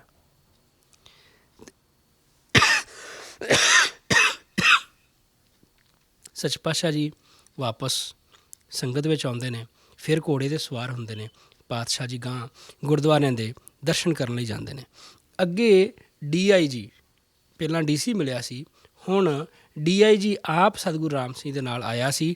ਉਹ DIG ਕਰਨਲ ਮੈਂਕ ਐਂਡਰਿਊ, ਉਹ ਆਇਆ ਸੀ। ਉਹ ਪੂਰਾ ਧਿਆਨ ਰੱਖਦਾ ਸੀ, ਜਿੱਥੇ ਵੀ ਸੱਚਪਾ ਜਾਣਾ ਸੀ ਉਹ ਨਾਲ ਜਾ ਕੇ ਪੂਰਾ ਉਹਨੇ ਧਿਆਨ ਰੱਖਿਆ, ਪੂਰਾ ਇੰਤਜ਼ਾਮ ਕੀਤਾ। ਫਿਰ DIG ਜਿਹੜਾ ਸੀ ਉਹ ਪੁਜਾਰੀਆਂ ਨੂੰ ਮਿਲਿਆ ਕਿ ਕੱਲ੍ਹ ਨੂੰ ਆਣ ਕੇ ਬਾਬਾ ਸਾਹਿਬ ਸਤਿਗੁਰੂ ਰਾਮ ਸਿੰਘ ਜੀ ਨੇ ਆਣ ਕੇ ਮੱਥਾ ਟੇਕਣਾ ਅਤੇ ਤੁਸੀਂ ਕੋਈ ਸ਼ਰਾਰਤ ਨਹੀਂ ਕਰਨੀ, ਉਹਨਾਂ ਨੂੰ ਮੱਥਾ ਟੇਕਣ ਦਿਓ। ਹੁਣ DIG ਅਤੇ ਪੁਜਾਰੀਆਂ ਦੀ ਆਪਸ ਵਿੱਚ ਵਾਰਤਾਲਾਪ ਹੁੰਦੀ ਹੈ। ਪੁਜਾਰੀ ਜਿਹੜੇ ਨੇ ਉਹ ਉਹਨੂੰ ਕਹਿੰਦੇ ਨੇ, ਇੱਕ ਫਰੰਗੀ ਨੇ, ਇਹ ਬਾਹੂਵਾਲ ਜੀ ਲਿਖਦੇ ਨੇ, ਇੱਕ ਫਰੰਗੀ ਨੇ ਪੁਜਾਰੀਆਂ ਕੋ ਜਾਏ ਕੇ ਕਿਹਾ ਕਿ ਅਸੀਂ 5 ਫਰੰਗੀ ਇਹਨਾਂ ਕੀ ਅਰਦਲ ਮੇਂ ਹੈ, ਅਰਦਲ ਤੋਂ ਭਾਵ ਇਹਨਾਂ ਦੀ ਸੇਵਾ ਵਿੱਚ ਹਾਂ। ਜਿਸ ਤਰ੍ਹਾਂ ਲੋਕ ਦਰਸ਼ਨ ਕਰਦੇ हैं उसी ਤਰ੍ਹਾਂ ਇਹਨਾਂ को दर्शन ਕਰਨ ਦਿਓ। ਪੁਜਾਰੀਆਂ ਨੇ ਕਿਹਾ ਇਹ ਤਨਖਾਹੀਏ हैं। ਫਰੰਗੀਆਂ ਨੇ ਕਿਹਾ ਜੋ ਤਨਖਾਹ ਉਨਕੇ ਜੁੰਮੇ ਹੈ ਸੋ ਸਾਨੂੰ ਲਿਖ ਕੇ ਦਿਖਾਓ, ਉਹਨਾਂ ਦਾ ਵੀ ਬਿਆਨ ਲਵਾਂਗੇ, ਜਿਸ ਮੇਂ ਕਸੂਰ ਹੋਵੇਗਾ ਉਸ ਸੇ ਪੁੱਛਾਂਗੇ। ਪੁਜਾਰੀਆਂ ਨੇ ਕਿਹਾ ਜੇਕਰ ਉਹ ਤਖਤੀ ਚੜ੍ਹੇ ਤਾਂ ਤਲਵਾਰ ਖੜਕ ਪਵੇਗੀ। ਏਕ ਨੇ ਵਿੱਚੋਂ ਕਿਹਾ ਉਹਨਾਂ ਕੂਕਿਆਂ ਕੀ ਫਤਿਹ ਹੋਵੇਗੀ ਤੇ ਤੁਸੀਂ ਹਾਰੋਗੇ। ਫਰੰਗੀ ਨੇ ਹੁਕਮ ਸੁਣਾਇਆ ਕਿ 14 ਸਾਲ ਜੇਲ੍ਹ ਖਾਨਾ ਅਤੇ ਜਗੀਰ ਕੁਰਕੀ ਜਾਵੇਗੀ ਕਲਕੱਤੇ ਤਾਈਂ, ਜੇ ਗੁਰਦੁਆਰੇ ਹੈ ਸਭਨੇ ਹੀ ਸਭ ਕੀ। ਫਰੰਗੀ ਨੇ ਸ੍ਰੀ ਸਤਿਗੁਰੂ ਜੀ ਕੋ ਆ ਕੇ ਕਿਹਾ, ਜਦ ਜਾਣਾ ਹੋਵੇ ਤਾਂ 2 ਘੰਟੇ ਪਹਿਲਾਂ ਸਾਨੂੰ ਦੱਸ ਦੇਣਾ, ਖਬਰ ਦੇ ਦੇਣੀ ਅਤੇ ਅਸੀਂ ਤੁਹਾਡੇ ਮੱਥਾ ਟੇਕਣ ਦਾ ਇੰਤਜ਼ਾਮ ਕਰਾਂਗੇ। ਹੁਣ ਜਦੋਂ ਪੁਜਾਰੀਆਂ ਕੋਲ ਗੋਰਾ ਜਾਂਦਾ ਹੈ, ਪਹਿਲਾਂ ਉਹਨੇ ਸਾਧੂ ਰਾਮ ਸਿੰਘ ਜੀ ਨੂੰ ਪੁੱਛਿਆ, ਸੱਚ ਭਾਵੇਂ ਤਾਂ ਅਸੀਂ ਦਰਸ਼ਨ ਕਰਨ ਆਏ ਹਾਂ, ਕਿਉਂਕਿ ਜਦੋਂ ਸੰਗਤ ਖੜ੍ਹੀ ਸੀ ਪੁਲਿਸ ਵਾਲੇ ਨੇ ਜਾ ਕੇ DC ਨੂੰ ਇਹ ਗੱਲ ਦੱਸੀ ਸੀ ਵੀ ਇਹਨਾਂ ਕੋਲ ਸਿਰਫ ਮਾਲਾ ਨੇ, ਕੜਵੇ ਨੇ, ਇਸ ਤੋਂ ਬਿਨਾਂ ਇਹਨਾਂ ਦੇ ਕੋਲ ਕੁਝ ਨਹੀਂ, ਜਾਂ ਆਸਨ ਨੇ, ਇਹਨਾਂ ਕੋਲ ਕੋਈ ਸ਼ਸਤਰ ਨਹੀਂ ਹੈਗਾ ਕਿ ਇਹ ਇੱਥੇ ਲੜਾਈ ਕਰਨ ਆਏ ਹੋਣ, ਲੜਾਈ ਕਰਕੇ ਇਹਨਾਂ ਨੇ ਕਬਜ਼ਾ ਲੈਣਾ ਹੋਵੇ। ਕਿਉਂਕਿ ਪੁਜਾਰੀਆਂ ਨੇ ਇਹੀ ਗੱਲ ਆਖੀ ਸੀ ਨਾ ਵੀ ਇਹਨਾਂ ਨੇ ਕਬਜ਼ਾ ਲੈਣ ਆ ਰਹੇ ਨੇ ਸਾਧੂ ਰਾਮ ਸਿੰਘ ਜੀ, ਇਹਨਾਂ ਨੇ ਸਾਰੇ ਗੁਰਦੁਆਰੇ 'ਤੇ ਕਬਜ਼ਾ ਕਰਨਾ। ਜਦੋਂ ਸਤਿਗੁਰੂ ਰਾਮ ਸਿੰਘ ਜੀ ਨੂੰ ਪੁੱਛ ਲਿਆ, ਸੱਚ ਪਾਤਸ਼ਾਹ ਜੀ ਹੁਕਮ ਕੀਤਾ ਅਸੀਂ ਦਰਸ਼ਨ ਦੇਣ ਆਏ ਹਾਂ, ਫਿਰ ਉਹ ਪੁਜਾਰੀਆਂ ਨੂੰ ਜਾ ਕੇ DIG ਆਪ ਪੁੱਛਦਾ ਹੈ। ਪੁਜਾਰੀ ਅੱਗੋਂ ਸਵਾਲ ਕਰਦੇ ਨੇ ਕਿ ਨਹੀਂ, ਜੇ ਤਖਤ 'ਤੇ ਚੜ੍ਹਨਗੇ, ਮੱਥਾ ਟੇਕਣ ਆਉਣਗੇ ਅਤੇ ਤਲਵਾਰ ਖੜਕ ਜਾਏਗੀ। ਫਿਰ ਜਦੋਂ ਅਗਲੇ ਦਿਨ ਸਤਿਗੁਰੂ ਰਾਮ ਸਿੰਘ ਜੀ ਦਰਸ਼ਨ ਕਰਨ ਜਾਣਾ ਸੀ, ਅੰਗਰੇਜ਼ਾਂ ਨੇ ਜਿੰਨੇ ਪੁਜਾਰੀ ਸਨ ਸਾਰਿਆਂ ਨੂੰ ਫੜ ਕੇ ਬੰਦ ਕਰ ਦਿੱਤਾ। ਕੋਈ ਵੀ ਪੁਜਾਰੀ ਸਾਹਮਣੇ ਨਹੀਂ ਆਉਣ ਦਿੱਤਾ। ਜਿੰਨੇ ਵੀ ਦੁਕਾਨਦਾਰ ਸੀ ਸਿਰਫ ਉਹੀ ਦੁਕਾਨਾਂ 'ਤੇ ਬੈਠੇ ਸਨ। ਜਿੰਨੇ ਵੀ ਹੋਰ ਲੋਕ ਸਨ, ਨਿਰਮਲੇ ਸਨ, ਹੋਰ ਕੋਈ ਸਾਧੂ ਆਏ ਸਨ, ਸਾਰੇ ਉਹਨਾਂ ਨੇ ਫੜ ਕੇ ਇੱਕ ਸਾਈਡ 'ਤੇ ਕਰ ਦਿੱਤੇ ਕਿ ਹੁਣ ਸਤਿਗੁਰੂ ਰਾਮ ਸਿੰਘ ਜੀ ਨੇ, ਬਾਬਾ ਸਾਹਿਬ ਨੇ ਆਉਣਾ ਹੈ, ਉਹਨਾਂ ਨੇ ਆਣ ਕੇ ਮੱਥਾ ਟੇਕਣਾ, ਉਹਨਾਂ ਦੀ ਸੰਗਤ ਨੇ ਮੱਥਾ ਟੇਕਣਾ। ਜਿੰਨਾ ਚਿਰ ਉਹ ਇੱਥੇ ਅਨੰਦਪੁਰ ਸਾਹਿਬ ਵਿੱਚ ਗੁਰਦੁਆਰਿਆਂ ਦੇ ਦਰਸ਼ਨ ਕਰਦੇ ਨੇ, ਉਹਨਾਂ ਚਿਰ ਕੋਈ ਵੀ ਇੱਥੋਂ ਛੱਡਿਆ ਨਹੀਂ ਜਾਏਗਾ। ਸਿੱਖ ਇਸ ਤਰ੍ਹਾਂ ਦਾ ਮਾਹੌਲ ਦੇਖ ਕੇ ਬੜੇ ਹੈਰਾਨ ਹੁੰਦੇ ਕਿ ਧੰਨ ਸਤਿਗੁਰ ਨੇ, ਸੋਚਦੇ ਸੀ ਸ਼ਾਇਦ ਉੱਥੇ ਜਾ ਕੇ ਲੜਾਈ ਹੋਏਗੀ ਪੁਜਾਰੀਆਂ ਨਾਲ, ਕੋਈ ਬੇਸਵਾਦੀ ਹੋਏਗੀ, ਪਤਾ ਨਹੀਂ ਦਰਸ਼ਨ ਕਰਨ ਦੇਣਗੇ ਕਿ ਨਹੀਂ ਦੇਣਗੇ। ਪਰ ਸਰਕਾਰ ਨੇ ਆਪ ਹੀ ਇੰਤਜ਼ਾਮ ਕਰ ਦਿੱਤਾ, ਸਾਰੇ ਪੁਜਾਰੀ ਫੜ ਕੇ ਅੰਦਰ ਕਰ ਦਿੱਤੇ। ਜਦੋਂ ਸੱਚ ਪਾਤਸ਼ਾਹ ਜੀ ਸਾਰੇ ਗੁਰਦੁਆਰਾ ਸਾਹਿਬ 'ਤੇ ਮੱਥਾ ਟੇਕ ਲਿਆ, ਅਰਦਾਸ ਕਰ ਲਈ, ਪ੍ਰਸ਼ਾਦ ਤਿਆਰ ਕੀਤਾ, ਪ੍ਰਸ਼ਾਦ ਛਕਾਇਆ ਗਿਆ। ਜਦੋਂ ਇਸ ਤਰ੍ਹਾਂ ਦੀ ਕਿਰਪਾ ਕੀਤੀ, ਸਾਧੂ ਰਾਮ ਸਿੰਘ ਜੀ ਦਰਸ਼ਨ ਕਰਕੇ ਵਾਪਸ ਤੁਰਦੇ ਨੇ ਅਨੰਦਪੁਰ ਤੋਂ। ਉਸ ਤੋਂ ਬਾਅਦ ਜਾ ਕੇ ਸਾਰੇ ਪੁਜਾਰੀਆਂ ਨੂੰ ਛੱਡਿਆ ਜਾਂਦਾ ਹੈ ਕਿ ਹੁਣ ਤੁਸੀਂ ਜਾ ਕੇ ਅੰਦਰ ਗੁਰਦੁਆਰਿਆਂ ਵਿੱਚ ਬੈਠ ਜਾਓ। ਇਸ ਤਰ੍ਹਾਂ ਦਾ ਇੰਤਜ਼ਾਮ ਅੰਗਰੇਜ਼ਾਂ ਨੇ ਕੀਤਾ ਸਤਿਗੁਰੂ ਰਾਮ ਸਿੰਘ ਜੀ ਵਾਸਤੇ। ਲੋਕ ਪੁਜਾਰੀ ਬੜੇ ਝੂਠੇ ਪਏ ਕਿ ਅਸੀਂ ਤੇ ਕੀ ਸੋਚਦੇ ਸੀ, ਪਰ ਕੀ ਹੋ ਗਿਆ ਸਾਡੇ ਨਾਲ। ਉੱਧਰੋਂ ਸੋਢੀ ਕੁਲ ਦੇ ਕੁਝ ਸਰੀਰ ਆਏ, ਉਹਨਾਂ ਨੇ ਆਣ ਕੇ ਅਰਜ਼ ਕੀਤੀ ਵੀ ਤੁਸੀਂ ਹੋਲੇ 'ਤੇ ਆਏ ਹੋ, ਜੇ ਮਹੱਲਾ ਨਾ ਖੇਡਿਆ ਤਾਂ ਫਿਰ ਹੋਲਾ ਸੰਪੂਰਨ ਕਿਸ ਤਰ੍ਹਾਂ ਹੋਏਗਾ, ਸਾਡੇ ਨਾਲ ਮਹੱਲਾ ਖੇਡੋ। ਸੱਚ ਪਾਤਸ਼ਾਹ ਜੀ ਹੁਕਮ ਕੀਤਾ ਵੀ ਤੁਸੀਂ ਗੁਰੂ ਪਰਿਵਾਰ ਦੀ ਅੰਸ਼ ਵਿੱਚੋਂ, ਤੁਹਾਡੇ ਨਾਲ ਅਸੀਂ ਕਿਸ ਤਰ੍ਹਾਂ ਮਹੱਲਾ ਖੇਡ ਸਕਦੇ ਹਾਂ, ਮੈਂ ਤਾਂ ਇੱਕ ਤਰਖਾਣ ਆ। ਪਰ ਉਹ ਕਹਿੰਦੇ ਨਹੀਂ ਜੀ, ਤੁਸੀਂ ਇਸ ਸਮੇਂ ਦੇ ਗੁਰੂ ਇਸ ਟਾਈਮ, ਅਤੇ ਕਿਰਪਾ ਕਰੋ ਸਾਡੇ ਨਾਲ ਖੇਡੋ। ਉਹ ਹਾਥੀਆਂ 'ਤੇ ਸਨ, ਸੱਚ ਪਾਤਸ਼ਾਹ ਜੀ ਘੋੜਿਆਂ 'ਤੇ ਸਨ। ਉਹਨਾਂ ਨਾਲ ਸੱਚ ਪਾਤਸ਼ਾਹ ਜੀ ਹੁਕਮ ਕੀਤਾ ਪਹਿਲਾਂ ਤੁਸੀਂ ਖੇਡੋ।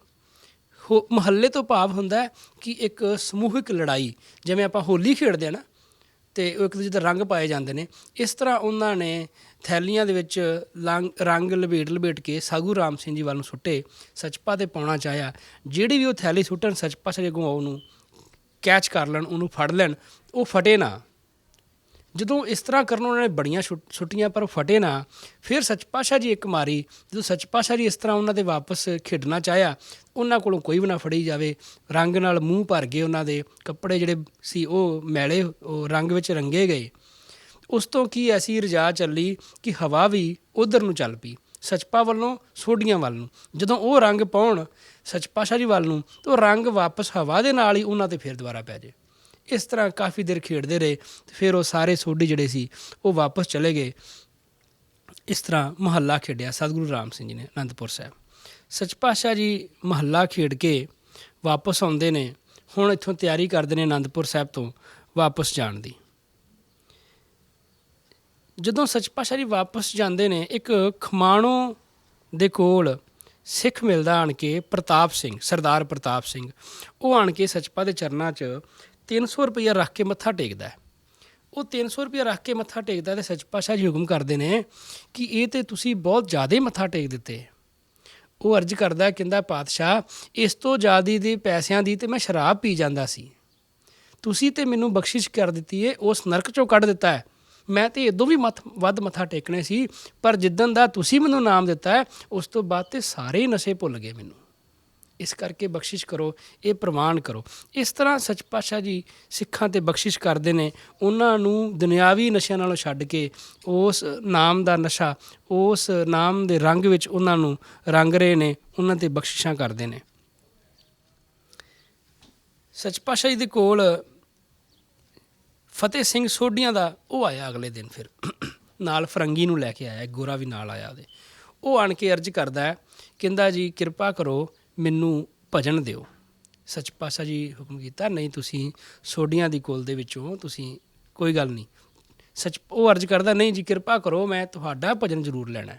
ਸੱਚ ਪਾਤਸ਼ਾਹ ਜੀ ਕਿਰਪਾ ਕਰਦੇ ਨੇ, ਉਸ ਫਤਿਹ ਸਿੰਘ ਸੋਢੀ ਨੂੰ ਭਜਨ ਦਿੰਦੇ ਨੇ। ਭਜਨ ਦੇਖ ਕੇ ਤੇ ਉਹਦੀ ਜਿਹੜੀ ਬਿਰਤੀ ਸੀ ਉਹ ਹੋਰ ਦੀ ਹੋਰ ਹੀ ਹੋ ਜਾਂਦੀ ਹੈ। ਨਾਲ ਫਰੰਗੀ ਆਇਆ ਸੀ, ਫਰੰਗੀ ਭਾਵ ਅੰਗਰੇਜ਼ ਅਫਸਰ ਆਇਆ ਸੀ ਨਾਲ ਉਹਦੇ। ਉਹ ਆਣ ਕੇ ਉਹਨੂੰ ਸੋਢੀ ਨੂੰ ਆਖਦਾ ਹੈ ਕਿ ਬਾਬਾ ਸਾਹਿਬ ਨੂੰ ਅਰਜ਼ ਕਰੋ ਕਿ ਅਸੀਂ ਸੂਤਰ ਵੇਖਣਾ ਚਾਹੁੰਦੇ ਹਾਂ। ਸੂਤਰ ਤੋਂ ਭਾਵ ਸਿੱਖ ਜਦੋਂ ਮਸਤਾਨੇ ਹੋ ਜਾਂਦੇ ਸਨ, ਉਹ ਵਾਲ ਖਿੱਲਰ ਜਾਂਦੇ ਸਨ, ਮਸਤਾਨੀ ਬਿਰਤੀ ਵਿੱਚ ਸਨ, ਉਦੋਂ ਉਹਨਾਂ ਦਾ ਜਿਹੜਾ ਸੂਤਰ ਸੀ ਉਹਨੂੰ ਸੂਤਰ ਆਖਿਆ ਜਾਂਦਾ ਸੀਗਾ। ਉਹ ਕਹਿੰਦਾ ਜੀ ਅਸੀਂ ਸੂਤਰ ਵੇਖਣਾ ਚਾਹੁੰਦੇ ਹਾਂ।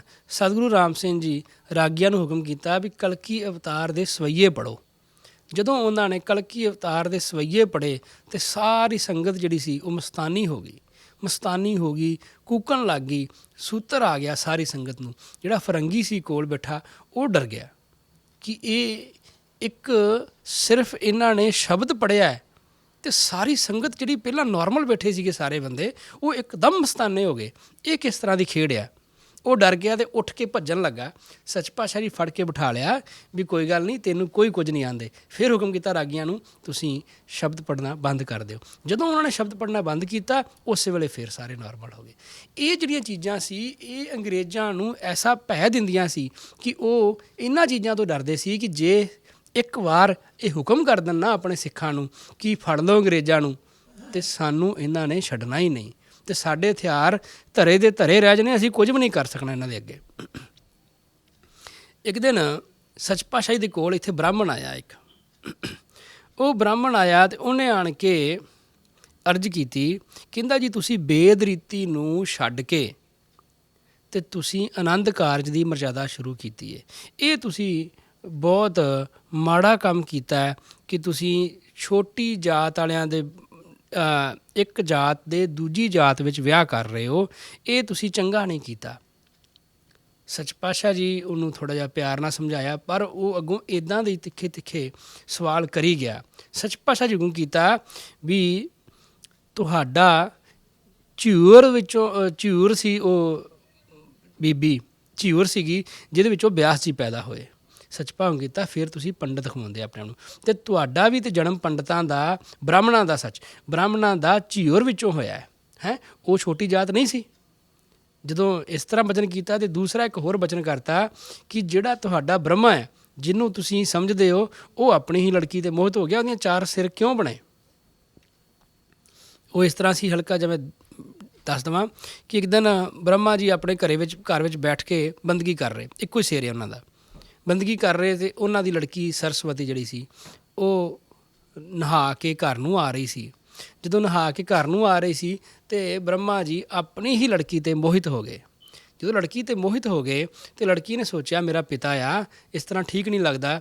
ਉਹ ਵੀ ਬਿਰਤੀ ਜਾਣ ਗਈ ਪਿਤਾ ਦੀ, ਉਹ ਸੱਜੇ ਪਾਸੇ ਹੋ ਗਈ। ਜਦੋਂ ਉਹ ਸੱਜੇ ਪਾਸੇ ਹੋ ਗਈ, ਬ੍ਰਹਮਾ ਜੀ ਨੇ ਆਪਣਾ ਸਿਰ ਨਹੀਂ ਘੁਮਾਇਆ, ਉਹਨਾਂ ਨੇ ਸੱਜੇ ਪਾਸੇ ਸਿਰ ਲਾ ਲਿਆ। ਉਹ ਖੱਬੇ ਪਾਸੇ ਚਲੀ ਗਈ। ਉਹ ਕਹਿੰਦੇ ਵੀ ਉਹਨਾਂ ਨੇ ਖੱਬੇ ਪਾਸੇ ਵੀ ਸਿਰ ਲਾ ਲਿਆ। ਉਹ ਪਿਛਲੇ ਪਾਸੇ ਚਲੇ ਗਈ, ਉਹਨਾਂ ਨੇ ਪਿਛਲੇ ਪਾਸੇ ਵੀ ਸਿਰ ਲਾ ਲਿਆ। ਹਾਂ, 3 ਪਾਸੇ ਸਿਰ ਲਾ ਲਏ। ਅਤੇ ਉਹਨੇ ਸੋਚਿਆ ਵੀ ਇਹ ਕੰਮ ਜ਼ਿਆਦਾ ਖਰਾਬ ਹੋ ਗਿਆ। ਉਹ ਆਕਾਸ਼ ਨੂੰ ਉੱਡ ਗਈ। ਜਦੋਂ ਉਹ ਆਕਾਸ਼ ਨੂੰ ਉੱਡੀ, ਉਹਨਾਂ ਨੇ ਤਾਲੂ 'ਚ ਭਾਵ ਇੱਥੇ ਆਪਣੇ ਸਿਰ 'ਚ ਵੀ 2 ਅੱਖਾਂ ਲਾ ਲਈਆਂ। ਉਹ ਵੇਖਣੋਂ ਨਾ ਹਟੇ ਆਪਣੀ ਕੁੜੀ ਨੂੰ। ਫਿਰ ਸ਼ਿਵ ਜੀ ਆ ਕੇ, ਸ਼ਿਵ ਜੀ ਨੇ ਆਣ ਕੇ ਉਹ ਤਾਲੂ ਵਾਲੀਆਂ ਜਿਹੜੀਆਂ ਸੀਗੀਆਂ ਅੱਖਾਂ ਜਾਂ ਤਾਲੂ ਜਿਹੜਾ ਸਿਰ ਲਾਇਆ ਸੀ ਉਹ ਵੱਢਿਆ ਅਤੇ ਸਰਸਵਤੀ ਨੂੰ ਲੈ ਕੇ ਗਿਆ। ਅਤੇ ਫਿਰ ਉਸ ਤੋਂ ਬਾਅਦ ਸਰਸਵਤੀ ਸ਼ਿਵ ਜੀ ਨੇ ਆਪਣੇ ਕੋਲ ਰੱਖ ਲਿਆ, ਸਰਸਵਤੀ ਨਾਲ ਸ਼ਿਵ ਜੀ ਨੇ ਵਿਆਹ ਕਰਾ ਲਿਆ। ਇਹ ਇਸ ਤਰ੍ਹਾਂ ਦਾ ਪ੍ਰਸੰਗ ਸੱਚ ਪਾ ਇਹੀ ਬਚਨ ਕਰ ਰਹੇ ਨੇ ਕਿ ਜਿਹਨੂੰ ਤੁਸੀਂ ਬ੍ਰਹਮਾ ਸਮਝਦੇ ਹੋ, ਜੇ ਤੇ ਤੁਹਾਨੂੰ ਇੰਨਾ ਮਾਣ ਆ, ਉਹ ਤਾਂ ਐਡੇ ਮਾੜੇ ਕਰਮ ਕਰਦਾ ਸੀ, ਆਪਣੀ ਕੁੜੀ 'ਤੇ ਮੋਹਿਤ ਹੋ ਗਿਆ। ਤੁਸੀਂ ਸਾਨੂੰ ਕੀ ਸਮਝਾਉਂਦੇ ਹੋ ਆਣ ਕੇ ਵੀ ਕੀ ਰੀਤੀ ਚੰਗੀ ਹੈ ਅਤੇ ਕਿਹੜੀ ਰੀਤੀ ਮਾੜੀ ਹੈ? ਜਦੋਂ ਇਸ ਤਰ੍ਹਾਂ ਦੇ ਬਚਨ ਕੀਤੇ, ਉਹ ਜਿਹੜਾ ਬ੍ਰਾਹਮਣ ਸੀ ਉਹ ਵੀ ਵਾਪਸ ਚਲਾ ਗਿਆ, ਉਹਨੂੰ ਕੋਈ ਉੱਤਰ ਨਾ ਆਇਆ। ਸੱਚ ਪਾਤਸ਼ਾਹ ਜੀ ਸਿੰਘਾਂ ਨੂੰ ਬੜੀ ਤਾੜਨਾ ਕਰਕੇ ਰੱਖਦੇ ਹੁੰਦੇ ਸੀਗੇ। ਇੱਕ ਦਿਨ ਸਿੱਖ ਸੰਗਤਾਂ ਸਾਰੀਆਂ ਖੜੀਆਂ ਨੇ, ਸੱਚ ਪਾਤਸ਼ਾਹ ਜੀ 25 ਸਿੱਖਾਂ ਦੇ ਨਾਮ ਲੈ ਕੇ ਇਕੱਲੇ ਦਾ ਨਾਂ ਲੈ ਕੇ ਬਾਹਰ ਕੱਢ ਲਏ। ਜਦੋਂ ਤੇ ਸਿੱਖਾਂ ਦਾ ਨਾਂ ਲੈ ਕੇ ਬਾਹਰ ਕੱਢਣ, ਸਿੱਖ ਬੜੇ ਖੁਸ਼ ਹੋਣ ਵੀ ਸੱਚ ਪਾਤਸ਼ਾਹ ਜੀ ਸਾਰੀ ਸੰਗਤ 'ਚੋਂ ਮੈਨੂੰ ਸੱਦਿਆ, ਮੇਰਾ ਨਾਂ ਲਿਆ। ਜਦੋਂ ਮਨ ਬੜੇ ਖੁਸ਼ ਸਨ, ਸੱਚ ਪਾਤਸ਼ਾਹ ਜੀ ਸਾਹਮਣੇ ਸੱਦ ਕੇ ਖੜੇ ਕਰ ਲਏ। ਖੜੇ ਕਰਕੇ ਤੇ ਦੂਜੇ ਸਿੱਖਾਂ ਨੂੰ ਹੁਕਮ ਕੀਤਾ ਕਿ ਆ 25 ਸਿੱਖਾਂ ਦੇ ਜੁੱਤੀਆਂ ਮਾਰੋ, ਪਰ ਧਿਆਨ ਰੱਖਿਓ ਕਿ ਸਿਰ 'ਚ ਨਹੀਂ ਮਾਰਨੀ, ਕੇਸਾਂ ਦੀ ਬੇਅਦਬੀ ਨਹੀਂ ਮਾਰਨੀ, ਤੇ ਮੋਢਿਆਂ ਤੱਕ ਮਾਰਨੀ ਹੈ। ਜਦੋਂ ਇਸ ਤਰ੍ਹਾਂ ਦਾ ਹੁਕਮ ਕੀਤਾ, ਜੁੱਤੀਆਂ ਤੇ ਫਿਰ ਬਾਰਿਸ਼ ਵਾਂਗੂ ਪਈਆਂ ਉਹਨਾਂ ਨੂੰ, ਇੰਨੀਆਂ ਜੁੱਤੀਆਂ ਪਈਆਂ। ਨਾਲ ਬਚਨ ਕਰਦੇ ਨੇ, ਅਸੀਂ ਧਰਮ ਦਾ ਜਹਾਜ਼ ਬੱਧਾ ਹੈ, ਇਹ ਖੋਟੇ ਕੰਮ ਕਰ ਕੇ ਉਸ ਧਰਮ ਦੇ ਜਹਾਜ਼ ਵਿੱਚ ਮੋਰੀਆਂ ਕਰਦੇ ਨੇ, ਇਹ ਉਹਨੂੰ ਡੋਬਣਾ ਚਾਹੁੰਦੇ ਨੇ। ਇਸ ਕਰਕੇ ਮੈਂ ਇਹਨਾਂ ਨੂੰ ਸੱਦਿਆ ਤੇ ਇਹਨਾਂ ਨੂੰ ਤਾਂ ਜੁੱਤੀਆਂ ਪਵਾਈਆਂ ਨੇ। ਹੁਕਮ ਕੀਤਾ, ਜੇ ਅੱਜ ਤੋਂ ਬਾਅਦ ਨਾ ਸੁਧਰੋਗੇ, ਮੈਂ ਲੱਤਾਂ ਵੱਢ ਕੇ ਬਾਹਾਂ ਵੱਢ ਕੇ ਇੱਥੇ ਸੁੱਟ ਦਿਆਂਗਾ ਤੁਹਾਨੂੰ, ਜੇ ਤੁਸੀਂ ਇੱਦਾਂ ਖੋਟੇ ਕਰਮਾਂ ਤੋਂ ਨਾ ਮੁੜੇ। ਫਿਰ ਹੁਕਮ ਕੀਤਾ ਕਿ ਜਿਹੜੇ ਮੇਰੇ ਸਿੱਖ ਹੋਣਗੇ, ਜਿਹੜੇ ਮੇਰੇ ਸਿੱਖੀ ਨੂੰ ਧਾਰਨ ਕਰਨਗੇ, ਜਿਹੜੇ ਮੇਰੇ ਸਿੱਖ ਹੋਣਗੇ, ਉਹ ਪਦਾਰਥਾਂ ਦੇ ਉੱਤੋਂ ਦੀ ਲੰਘ ਜਾਣਗੇ। ਇੰਨਾ ਪਦਾਰਥ ਹੋਏਗਾ, ਪਰ ਉਹ ਪਦਾਰਥ ਨਾਲ ਮੋਹ ਨਹੀਂ ਕਰਨਗੇ, ਆਪਣਾ ਪਦਾਰਥ ਦੇ ਪਿੱਛੇ ਆਪਣਾ ਧਰਮ ਨਹੀਂ ਵੇਚਣਗੇ। ਘਾਟਾ ਕਿਸੇ ਗੱਲ ਦਾ ਨਹੀਂ ਰਹੇਗਾ। ਦੁੱਧ ਸਮੁੰਦਰ ਵਾਂਗੂ ਹੋਏਗਾ, ਪਾਰਸ ਪਰਬਤਾਂ ਵਾਂਗੂ ਮਿਲੇਗਾ, ਪਰ ਸਿੱਖ ਹੋਏਗਾ ਜਿਹੜਾ। ਦੂਜਿਆਂ ਨੂੰ ਤੇ ਜਿਹੜੇ ਸਿੱਖ ਅਖਵਾਉਂਦੇ ਸਨ ਤੇ ਮਾੜੇ ਕਰਮ ਕਰਦੇ ਸਨ, ਤੇ ਉਹ ਤੇ ਆਪਣੇ ਕੋਲ ਖਿਲਾਰ ਕੇ ਉਹਨਾਂ ਨੂੰ ਜੁੱਤੀਆਂ ਪਵਾ ਲਈਆਂ। ਸਤਿਗੁਰੂ ਰਾਮ ਸਿੰਘ ਜੀ ਉਹਨਾਂ ਨੂੰ ਤੇ ਤਾਂ ਵੀ ਨਾ ਬਖਸ਼ਿਆ ਗੁਰੂ ਸਾਹਿਬ ਨੇ, ਕਿਉਂਕਿ ਸੱਚ ਪਾਤਸ਼ਾਹ ਜੀ ਜਿਹੜਾ ਵੀ ਸਿੱਖ ਇਸ ਤਰ੍ਹਾਂ ਦੀਆਂ ਮਾੜੇ ਕਰਮ ਕਰਦਾ ਸੀ, ਉਹਨੂੰ ਉਸੇ ਵੇਲੇ ਹੀ ਸੱਚ ਪਾਤਸ਼ਾਹ ਜੀ ਦੰਡ ਦਿੰਦੇ ਸਨ, ਬਹੁਤ ਤਾੜਨਾ ਕਰਦੇ ਸਨ ਕਿ ਇਸ ਤਰ੍ਹਾਂ ਦੇ ਕਾਰਜ ਨਹੀਂ ਕਰਨੇ, ਨਾ ਕਰਨ ਦੇਣੇ ਨੇ। ਸੱਚ ਪਾਤਸ਼ਾਹ ਜੀ ਵਾਸਤੇ ਅੰਗਰੇਜ਼ ਅਫਸਰ ਨੇ ਆਣ ਕੇ ਸੱਚ ਪਾਤਸ਼ਾਹ ਨੂੰ ਆਖਿਆ, ਉਹ ਤੇ ਉਹਦੀ ਲੜਕੀ ਦੋਨੇ ਆਏ, ਕਿਰਪਾ ਕਰੋ ਅਸੀਂ ਤੁਹਾਡੀ ਫੋਟੋ ਲੈਣੀ ਚਾਹੁੰਦੇ ਹਾਂ। ਉਸ ਟਾਈਮ ਕੈਮਰੇ ਆ ਚੁੱਕੇ ਸਨ, ਪਰ ਉਹ ਕੈਮਰੇ ਇਸ ਤਰ੍ਹਾਂ ਦੇ ਸਨ ਵੀ ਉਹਦੇ ਅੱਗੇ ਕਿੰਨੀ ਦੇਰ ਖਲੋਣਾ ਪੈਂਦਾ ਸੀ, ਫਿਰ ਫੋਟੋ ਖਿੱਚੀ ਜਾਂਦੀ ਸੀ। ਅੰਗਰੇਜ਼ ਅਫਸਰ ਨੇ, ਉਹਦੀ ਲੜਕੀ ਨੇ ਪਹਿਲਾਂ ਫੋਟੋ ਖਿੱਚੀ, ਫੋਟੋ ਸਹੀ ਨਹੀਂ ਆਈ। ਫਿਰ ਉਹ ਅਫਸਰ ਆਪ ਆਇਆ, ਕਹਿੰਦਾ ਜੀ ਮੈਂ ਫੋਟੋ ਖਿੱਚਦਾ, ਉਹ ਵੀ ਧੁੰਦਲੀ ਆਈ। ਫਿਰ ਇੱਕ ਹੋਰ ਖਿੱਚੀ ਉਹਨੇ, 3-4 ਫੋਟੋਆਂ ਖਿੱਚੀਆਂ।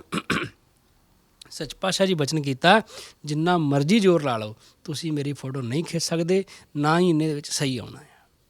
ਉਹ ਕਿੰਨੀ ਦੇਰ ਖੱਪ ਕੇ ਤੇ ਫਿਰ ਉਹਨਾਂ ਨੇ ਕਿਹਾ, ਜੀ ਅਸੀਂ ਫੋਟੋ ਨਹੀਂ ਖਿੱਚ ਸਕਦੇ, ਤੁਸੀਂ ਚਲੇ ਜਾਓ।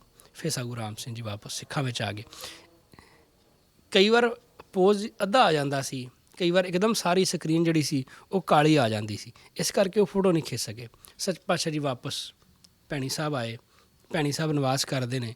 ਹੁਣ ਸੱਚ ਪਾਤਸ਼ਾਹ ਜੀ ਫਿਰ ਹੁਕਮ ਕੀਤਾ, ਕਿਉਂਕਿ ਇਹ ਹੋਲਾ ਹੋਇਆ ਮਾਰਚ ਵਿੱਚ, ਪਾਤਸ਼ਾਹ ਜੀ ਫਿਰ ਹੁਕਮ ਕੀਤਾ, ਦੀਪਮਾਲਾ ਦੇ ਭਾਵ ਅਸੀਂ ਅੰਮ੍ਰਿਤਸਰ ਦੀਵਾਲੀ 'ਤੇ ਜਾਣਾ ਹੈ 1867 ਨੂੰ ਹੀ। ਸੂਬਾ ਕਾਹਨ ਸਿੰਘ ਸਾਹਿਬ ਸਿੰਘ ਨੂੰ ਹੁਕਮ ਕੀਤਾ ਵੀ ਜਾਓ, ਜਾ ਕੇ ਤੁਸੀਂ ਅਰਜੀ ਪਾਓ। ਉਹ ਅਰਜੀ ਪਾਉਂਦੇ ਨੇ ਤੇ ਉਹ ਜਿਹੜਾ ਲਾਟ ਸੀ, ਅਫਸਰ ਸੀਗਾ ਅੰਗਰੇਜ਼, ਉਹ ਮਨਾ ਕਰ ਦਿੰਦਾ। ਉਹ ਕਹਿੰਦਾ ਜੀ ਮੈਂ ਆਗਿਆ ਨਹੀਂ ਦੇ ਸਕਦਾ। ਫਿਰ ਸੱਚ ਭਾਵ ਕੀਤਾ, ਕੋਈ ਗੱਲ ਨਹੀਂ, ਤੁਸੀਂ ਉਹ ਲੁਧਿਆਣੇ ਪੁੱਛੋ, ਕਿਉਂਕਿ ਇਹ ਪਹਿਲਾਂ ਲਾਹੌਰ ਪੁੱਛਿਆ ਸੀ। ਲਾਟ ਜਿਹੜਾ ਗਵਰਨਰ ਸੀ ਪੰਜਾਬ ਦਾ, ਉਹ ਲਾਹੌਰ ਵਿੱਚ ਹੁੰਦਾ ਸੀ, ਉਹਨੂੰ ਲਾਟ ਆਖਿਆ ਜਾਂਦਾ ਸੀ, ਉਹਦੇ ਕੋਲੋਂ ਪਰਮਿਸ਼ਨ ਲਈ ਜਾਂਦੀ ਸੀ। ਜਦੋਂ ਲੁਧਿਆਣੇ ਵਾਲੇ ਨੂੰ ਪੁੱਛਿਆ, DC ਨੂੰ, ਉਹ ਕਹਿਣ ਲੱਗਾ ਜੀ ਇਹ ਤਾਂ ਲਾਟ ਦੇ ਅਖਤਿਆਰ ਆ, ਉਹ ਛੁੱਟੀ ਦੇਗਾ, ਤੁਸੀਂ ਜਾ ਸਕਦੇ ਹੋ, ਮੈਂ ਨਹੀਂ ਛੁੱਟੀ ਦੇ ਸਕਦਾ। ਜਦੋਂ ਸਿੱਖਾਂ ਨੇ ਆਣ ਕੇ ਸੱਚ ਪਾਤਸ਼ਾਹ ਨੂੰ ਅਰਜ਼ ਕੀਤੀ ਕਿ ਉਹ ਇਹ ਗੱਲ ਆਖਦਾ ਕਿ ਇਹ ਤਾਂ ਲਾਟ ਦੇ ਅਖਤਿਆਰ ਆ, ਸੱਚ ਪਾਤਸ਼ਾਹ ਜੀ ਹੁਕਮ ਕਰਦੇ ਨੇ, ਮੈਨੂੰ ਕਿਸੇ ਦੀ ਪਰਵਾਹ ਨਹੀਂ, ਜਿਹੜਾ ਛੁੱਟੀ ਨਹੀਂ ਦਿੰਦਾ ਮੈਂ ਅਗਨੀ ਲਗਾਏ ਦਿਆਂਗਾ। ਜਦੋਂ ਤੇਜ਼ੀ ਵਿੱਚ ਆਣ ਕੇ ਇਸ ਤਰ੍ਹਾਂ ਦਾ ਵਚਨ ਕੀਤਾ, ਜਿਹੜਾ ਲਾਟ ਸੀ ਉਹ ਲਾਟ ਦੇ ਸਰੀਰ ਨੂੰ ਐਸੀ ਇੱਕ ਅਗਨੀ ਤੁਰੀ ਕਿ ਉਹਦੀ ਜਿਹੜੀ ਬਾਂਹ ਸੀ ਉਹ ਜਲਨ ਹੋਣ ਲੱਗ ਗਈ, ਸਾਰੀ ਬਾਂਹ 'ਤੇ ਜਲਨ ਹੋਣ ਲੱਗ ਗਈ। ਉਹਨੇ ਆਪਣਾ ਪਾਦਰੀ ਸੱਦਿਆ, ਕਿਉਂਕਿ ਪਹਿਲਾਂ ਡਾਕਟਰ ਸੱਦੇ, ਡਾਕਟਰ ਦਵਾਈਆਂ ਲਾਉਂਦੇ ਨੇ, ਜਿਉਂ ਦਵਾਈਆਂ ਲਾਉਂਦੇ ਨੇ ਤਿਉਂ ਉਹਦੀ ਸੜਨ ਜਿਹੜੀ ਸੀ ਹੋਰ ਵੱਧਦੀ ਗਈ। ਫਿਰ ਉਹਨੇ ਆਪਣਾ ਪਾਦਰੀ ਸੱਦਿਆ, ਉਹਨੇ ਪਾਦਰੀ ਨੂੰ ਆਖਿਆ ਕਿ ਤੂੰ ਦੱਸ ਮੇਰੀ ਇਹ ਬਾਂਹ ਕਿਉਂ ਨਹੀਂ ਠੀਕ ਹੋ ਰਹੀ। ਫਿਰ ਉਹਦੇ ਪਾਦਰੀ ਨੇ ਆਖਿਆ ਕਿ ਤੂੰ ਕਿਸੇ ਸਾਧੂ ਮਹਾਤਮਾ ਦਾ ਮਨ ਦੁਖਾਇਆ ਹੈ, ਤਾਂ ਤੈਨੂੰ ਐਵੇਂ ਹੋ ਰਿਹਾ, ਦੱਸ ਕੀ ਕੀਤਾ ਹੈ। ਉਹ ਕਹਿੰਦਾ ਮੇਰੇ ਕੋਲ ਤੇ ਉਹ ਸਿੱਖ ਆਏ ਸੀਗੇ, ਅਰਜੀ ਮੰਗਣ ਆਏ ਸੀਗੇ ਕਿ ਅਸੀਂ ਅੰਮ੍ਰਿਤਸਰ ਦੀਪਮਾਲਾ 'ਤੇ ਜਾਣਾ, ਦੀਵਾਲੀ 'ਤੇ ਜਾਣਾ, ਅਤੇ ਮੈਂ ਉਹਨਾਂ ਨੂੰ ਮਨਜ਼ੂਰੀ ਨਹੀਂ ਦਿੱਤੀ। ਫਿਰ ਉਹ ਕਹਿੰਦਾ ਸਿਰਫ ਇਹੀ ਗਲਤੀ ਕੀਤੀ ਹੈ ਜਿਹੜੀ ਤੂੰ ਉਹਨਾਂ ਨੂੰ ਮਨਜ਼ੂਰੀ ਨਹੀਂ ਦਿੱਤੀ। ਫਿਰ ਉਹ ਲਾਟ ਨੇ ਆਪਣੇ ਆਪ ਲਿਖ ਕੇ ਲੁਧਿਆਣੇ ਵਾਲੇ ਨੂੰ ਭੇਜਿਆ ਕਿ ਜਾਓ ਜਾ ਕੇ ਬਾਬਾ ਰਾਮ ਸਿੰਘ ਕੋ ਕਹਿ ਦਿਓ ਕਿ ਤੁਸੀਂ ਦੀਪਮਾਲਾ 'ਤੇ ਜਾ ਸਕਦੇ ਹੋ। ਫਿਰ ਲੁਧਿਆਣੇ ਦਾ ਡੀਸੀ ਜਿਹੜਾ ਸੀ ਉਹ ਸਿਪਾਹੀ ਭੇਜ ਕੇ ਇੱਥੇ ਮਨਜ਼ੂਰੀ ਭੇਜਦਾ ਹੈ ਭੈਣੀ ਸਾਹਿਬ ਕਿ ਤੁਸੀਂ ਦੀਪਮਾਲਾ 'ਤੇ ਅੰਮ੍ਰਿਤਸਰ ਜਾ ਸਕਦੇ ਹੋ। ਫਿਰ ਸੱਚ ਪਾਤਸ਼ਾਹ ਜੀ ਇੱਥੋਂ ਸਿੱਖਾਂ ਨੂੰ ਨਾਲ ਲੈ ਕੇ ਅਤੇ ਉਹ 27 ਅਕਤੂਬਰ 1867 ਨੂੰ ਅੰਮ੍ਰਿਤਸਰ ਜਾ ਕੇ ਦਰਸ਼ਨ ਕਰਦੇ ਨੇ। ਜਦੋਂ ਕਿਉਂਕਿ ਇੱਥੇ ਵੀ ਅਕਾਲ ਤਖਤ 'ਤੇ ਨਹੀਂ ਸਨ ਜਾਣ ਦਿੰਦੇ ਪੁਜਾਰੀ, ਪਰ ਇੱਥੇ ਸੱਚ ਪਾਤਸ਼ਾਹ ਜੀ ਹਰਿਮੰਦਰ ਸਾਹਿਬ 2 ਦਿਨ ਲਗਾਤਾਰ ਦਰਸ਼ਨ ਦਿੰਦੇ ਰਹੇ। 27 ਤਰੀਕ ਨੂੰ ਵੀ ਦਰਸ਼ਨ ਦਿੱਤੇ ਅਤੇ 28 ਅਕਤੂਬਰ ਨੂੰ ਵੀ ਉੱਥੇ ਦਰਸ਼ਨ ਦਿੱਤੇ। ਜਦੋਂ ਸੱਚ ਪਾਤਸ਼ਾਹ ਜੀ ਅੰਦਰ ਹਰਿਮੰਦਰ ਸਾਹਿਬ ਵਿੱਚ ਜਾ ਕੇ ਦਰਸ਼ਨ ਕੀਤੇ, ਅਰਦਾਸ ਕਰਵਾਈ, ਉੱਥੋਂ ਦਾ ਜਿਹੜਾ ਪੁਜਾਰੀ ਸੀ ਉਹਨੇ ਇੱਕ ਦਸ਼ਾਲਾ, ਇੱਕ ਦਸਤਾਰ, 2 ਕੀਮਤੀ ਬਸਤਰ ਅਤੇ ਮਿਸ਼ਰੀ ਦੇ 10 ਗੋਟੇ ਸੱਚ ਪਾਤਸ਼ਾਹ ਨੂੰ ਦਿੱਤੇ ਵੀ ਕਿਰਪਾ ਕਰੋ ਤੁਸੀਂ ਇੱਥੇ ਆਏ ਹੋ ਅਤੇ ਇਹ ਪ੍ਰਵਾਨ ਕਰੋ ਸਾਡੇ ਕੋਲੋਂ। ਸਤਿਗੁਰੂ ਰਾਮ ਸਿੰਘ ਜੀ ਨਿਮਰਤਾ ਦੇ ਘਰ, ਨਿਮਰਤਾ ਦੇ ਪੁੰਜ ਹੁਕਮ ਕਰਦੇ ਨੇ, ਮੈਂ ਹੂੰ ਸੇਵਕ ਇਸ ਦਰਬਾਰੇ, ਦਾਸਨ ਕੋ ਵੀ ਦਾਸ ਪਿਆਰੇ, ਲੈਣਾ ਨਹੀਂ ਮੋਕੋ ਇਹ ਨੀਕੋ, ਸੇਵਾ ਕਰਨ ਚਾਹੂੰ ਸਭ ਹੀ ਕੋ, ਮੇਰੀ ਬੰਧਨ ਬਾਰੰਬਾਰੇ, ਆਹੇ ਇਸ ਸਾਚੇ ਗੁਰਦੁਆਰੇ। ਸੱਚ ਪਾਤਸ਼ਾਹ ਜੀ ਹੁਕਮ ਕਰਦੇ ਨੇ, ਮੈਂ ਤੇ ਇਸ ਦਰਬਾਰ ਦਾ ਸੇਵਕ ਹਾਂ, ਇਹ ਤੇ ਮੈਂ ਦਾਸਾਂ ਦਾ ਵੀ ਦਾਸ ਹਾਂ, ਮੈਂ ਤੇ ਸਿਰਫ ਇੱਥੇ ਸੇਵਾ ਕਰਨ ਵਾਸਤੇ ਆਇਆ, ਮੈਂ ਤੇ ਸੇਵਾ ਕਰਨੀ ਚਾਹੁੰਦਾ, ਮੈਂ ਤੇ ਬੰਦਨਾ ਕਰਦਾ ਹਾਂ ਬਾਰ-ਬਾਰ, ਇਸ ਕਰਕੇ ਮੈਂ ਇਹ ਭੇਟਾ ਨਹੀਂ ਲੈ ਸਕਦਾ। ਉਹਨੇ ਬੜੀ ਅਧੀਨਗੀ ਨਾਲ ਅਰਜ਼ ਕੀਤੀ ਕਿਰਪਾ ਕਰੋ। ਫਿਰ ਸੱਚ ਪਾਤਸ਼ਾਹ ਜੀ ਸਿਰਫ ਉਹਦੇ ਕੋਲੋਂ ਬਾਕੀ ਜਿਹੜੀਆਂ ਕੀਮਤੀ ਵਸਤੂਆਂ ਸਨ ਉਹ ਵਾਪਸ ਕਰਕੇ ਫਿਰ ਮਿਸਰੀ ਦੇ ਜਿਹੜੇ 10 ਗੋਟੇ ਰੱਖੇ ਸਨ ਉਹਨੇ ਸੱਚ ਪਾਤਸ਼ਾਹ ਜੀ ਸਿਰਫ ਉਹੀ ਪ੍ਰਵਾਨ ਕੀਤੇ ਉਹਨਾਂ ਕੋਲੋਂ। ਇੱਥੇ ਅੰਮ੍ਰਿਤਸਰ ਵਿਖੇ ਜਦੋਂ ਸਤਿਗੁਰੂ ਗੋਬਿੰਦ ਸਿੰਘ ਜੀ ਚਮਕੌਰ 'ਚੋਂ ਨਿਕਲਦੇ ਨੇ, ਨਿਕਲ ਕੇ ਰਾਏਕੋਟ ਦੇ ਕੋਲ ਆਉਂਦੇ ਨੇ, ਇੱਥੇ ਰਾਏ ਕੱਲਾ ਇੱਕ ਮੁਸਲਮਾਨ ਸੀ, ਗੁਰੂ ਸਾਹਿਬ ਇਹਦੇ ਕੋਲ ਆਣ ਕੇ ਠਹਿਰਦੇ ਨੇ। ਰਾਏ ਕੱਲੇ ਕੋਲ ਜੋ ਠਹਿਰਦੇ ਨੇ ਅਤੇ ਫਿਰ ਵਜ਼ੀਰ ਖਾਂ ਜਿਹੜਾ ਸੀਗਾ ਸਰਹੰਦ ਦਾ ਨਵਾਬ, ਉਹਨੂੰ ਪਤਾ ਲੱਗ ਗਿਆ ਸੀ ਵੀ ਗੁਰੂ ਗੋਬਿੰਦ ਸਿੰਘ ਜੀ ਇਸ ਟਾਈਮ ਰਾਏ ਕੱਲੇ ਕੋਲ ਨੇ। ਉਹਨੇ ਇੱਕ ਚਿੱਠੀ ਲਿਖ ਕੇ ਭੇਜੀ ਸੀ ਰਾਏ ਕੱਲੇ ਨੂੰ ਕਿ ਗੁਰੂ ਤੇਰੇ ਕੋਲ ਆਇਆ, ਗੁਰੂ ਗੋਬਿੰਦ ਸਿੰਘ ਇਹ ਹਕੂਮਤ ਦਾ ਬਾਗੀ ਹੈ, ਮੈਨੂੰ ਫੜਾ ਦੇ, ਕਿਉਂਕਿ ਉਦੋਂ ਛੋਟੇ ਸਾਹਿਬਜ਼ਾਦੇ ਸ਼ਹੀਦ ਕਰਤੇ ਸੀ। ਇੱਥੇ ਰਾਏ ਕੱਲੇ ਕੋਲ ਹੀ ਗੁਰੂ ਸਾਹਿਬ ਨੇ ਉਹ ਭੇਜਿਆ ਸੀ, ਆਪਣਾ ਰਾਏ ਕੱਲੇ ਨੇ ਭੇਜਿਆ ਸੀ ਇੱਥੋਂ, ਉਹਨੂੰ ਦੱਸਿਆ ਸੀ ਆਣ ਕੇ ਵੀ ਛੋਟੇ ਸਾਹਿਬਜ਼ਾਦੇ ਦੀ ਸ਼ਹੀਦੀ ਹੋਈ ਹੈ ਇੱਥੇ ਰਾਏਕੋਟ ਹੀ। ਉਹ ਰਾਏ ਕੱਲੇ ਨੂੰ ਗੁਰੂ ਗੋਬਿੰਦ ਸਿੰਘ ਜੀ ਸ੍ਰੀ ਸਾਹਿਬ ਦਿੱਤਾ ਸੀ ਆਪਣਾ। ਉਹ 'ਤੇ ਬੜੇ ਖੁਸ਼ ਹੋਏ ਕਿਉਂਕਿ ਰਾਏ ਕੱਲੇ ਨੇ ਬਹੁਤ ਜੋਸ਼ ਭਰਿਆ, ਬਹੁਤ ਗੜਵਾ ਜਵਾਬ ਦਿੱਤਾ ਸੀ ਚਿੱਠੀ ਵਿੱਚ ਲਿਖ ਕੇ ਵਜ਼ੀਰ ਖਾਨ ਨੂੰ ਕਿ ਜਿੰਨਾ ਚਿਰ ਮੈਂ ਜਿਉਂਦਾ ਤੂੰ ਗੁਰੂ ਵੱਲ ਵੇਖ ਵੀ ਨਹੀਂ ਸਕਦਾ, ਇਸ ਕਰਕੇ ਮੈਂ ਤੂੰ ਇਹ ਗੱਲ ਸੋਚ ਕਿਵੇਂ ਲਈ ਕਿ ਮੈਂ ਤੈਨੂੰ ਗੁਰੂ ਗੋਬਿੰਦ ਸਿੰਘ ਜੀ ਫੜਾ ਦੇਵਾਂਗਾ। ਸੱਚ ਪਾਤਸ਼ਾਹ ਜੀ ਬੜੇ ਖੁਸ਼ ਹੋਏ। ਸੱਚ ਪਾਤਸ਼ਾਹ ਜੀ ਉਹਨੂੰ ਸ੍ਰੀ ਸਾਹਿਬ ਦਿੱਤਾ ਆਪਣਾ, ਉਹਨੂੰ ਬਖਸ਼ਿਸ਼ ਕੀਤੀ ਅਤੇ ਹੁਕਮ ਕੀਤਾ ਕਿ ਇਹਦੀ ਧੂਪ ਦੀਪ ਕਰਿਆ ਕਰਨੀ ਹੈ ਰੋਜ਼, ਭਾਵ ਇਹਨਾਂ ਦੀ ਪੂਜਾ ਕਰਨੀ, ਇਹਨੂੰ ਗ੍ਰਹਿਣ ਨਹੀਂ ਕਰਨਾ। ਅਤੇ ਉਹ ਰਾਏ ਕੱਲਾ ਜਿਹੜਾ ਸੀਗਾ ਉਹਨੇ ਸਤ ਬਚਨ ਕਰਕੇ ਬੜੀਆਂ ਖੁਸ਼ੀਆਂ, ਬੜੇ ਇੱਥੇ ਪ੍ਰਸੰਗ ਨੇ, ਉਹ ਪ੍ਰਵਾਨ ਕੀਤਾ ਸੀ ਉਹਨੇ। ਉਹਦੀ ਗਾਂ ਜਿਹੜੀ ਅੰਸ਼ ਸੀਗੀ ਉਹਨਾਂ ਸਾਰਿਆਂ ਦੇ ਕੋਲ ਇਹ ਰਿਹਾ ਸੀਗਾ। ਉਸ ਰਾਏ ਕੱਲੇ ਦੀ ਅੰਸ਼ ਵਿੱਚ ਜਿਹੜਾ ਸੀ ਉਸ ਟਾਈਮ ਉਹਦੇ ਮਨ ਵਿੱਚ ਸੋਚਿਆ ਉਹਨੇ ਇੱਕ ਦਿਨ ਕਿ ਆ ਇੰਨਾ ਵਧੀਆ ਸ੍ਰੀ ਸਾਹਿਬ ਆ, ਮੈਂ ਕੀ ਕਰਨਾ ਇਹਦਾ, ਮੈਂ ਇਹਨੂੰ ਵੇਚ ਦਿੰਦਾ। ਉਹਨੇ ਦਿਨੇ ਇਹ ਗੱਲ ਸੋਚੀ, ਰਾਤ ਸੁਪਨੇ ਵਿੱਚ ਸਤਿਗੁਰੂ ਰਾਮ ਸਿੰਘ ਜੀ ਉਹਨੂੰ ਦਰਸ਼ਨ ਦਿੱਤੇ। ਦਰਸ਼ਨ ਦੇ ਕੇ ਉਹਨੂੰ ਹੁਕਮ ਕਰਦੇ ਨੇ, ਇਹਨੂੰ ਵੇਚਣਾ ਨਹੀਂ, ਤੂੰ ਸਾਡੇ ਤਾਈਂ ਭੈਣੀ ਰਾਈਆਂ ਪਿੰਡ ਆ ਲੁਧਿਆਣੇ ਦੇ ਕੋਲ, ਉੱਥੇ ਸਾਨੂੰ ਆਣ ਕੇ ਮਿਲ ਅਤੇ ਇਹ ਸਾਨੂੰ ਦੇ ਦੇ, ਸਾਨੂੰ ਵੇਚ ਦੇ। ਜਦੋਂ ਉਹ ਤਾਂ ਉਹਦੇ ਆਪਣੇ ਮਨ ਵਿੱਚ ਸੋਚਿਆ ਸੀ, ਰਾਤ ਸੁਪਨੇ 'ਚ ਦਰਸ਼ਨ ਹੋ ਗਿਆ। ਫਿਰ ਉਹ ਭੈਣੀ ਸਾਹਿਬ ਆਉਣ ਦੀ ਬਜਾਏ ਉਹਨੇ ਪੁੱਛਿਆ ਵੀ ਭੈਣੀ ਰਾਇਆਂ ਵਿੱਚ ਕੋਈ ਸਤਿਗੁਰ ਪ੍ਰਗਟ ਹੋਇਆ, ਗੁਰੂ ਪ੍ਰਗਟ ਹੋਇਆ, ਕਿੱਥੇ ਹੈ? ਉਹ ਪਤਾ ਲੱਗਾ ਵੀ ਇਸ ਟਾਈਮ 'ਤੇ ਉਹ ਅੰਮ੍ਰਿਤਸਰ ਵਿਖੇ ਦੀਵਾਲੀ 'ਤੇ ਗਏ ਹੋਏ ਨੇ।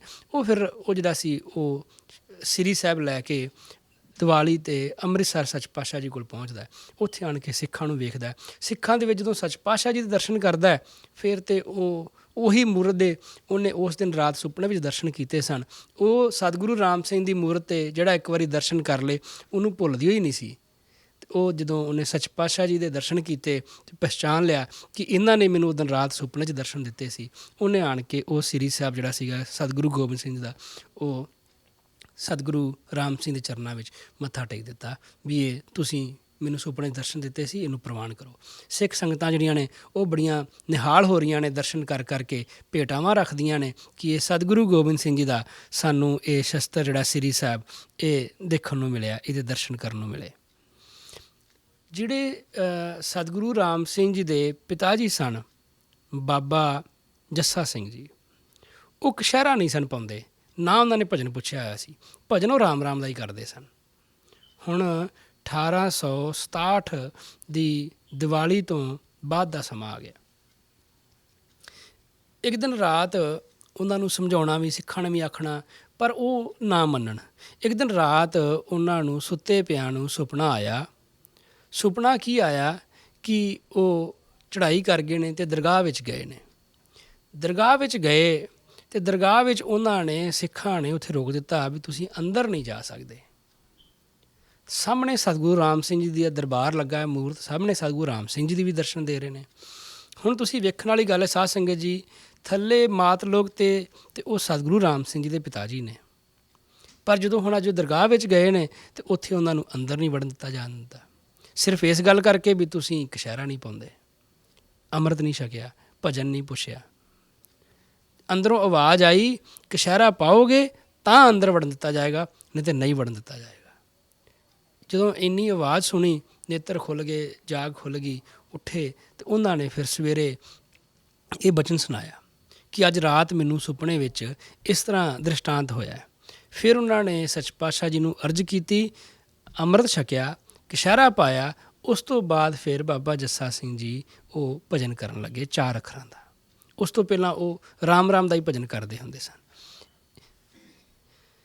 ਸਤਿਗੁਰ ਦਾ ਕੋਈ ਵੀ ਨਹੀਂ, ਸਤਿਗੁਰ ਦੇ ਸਾਰੇ ਹੀ ਨੇ।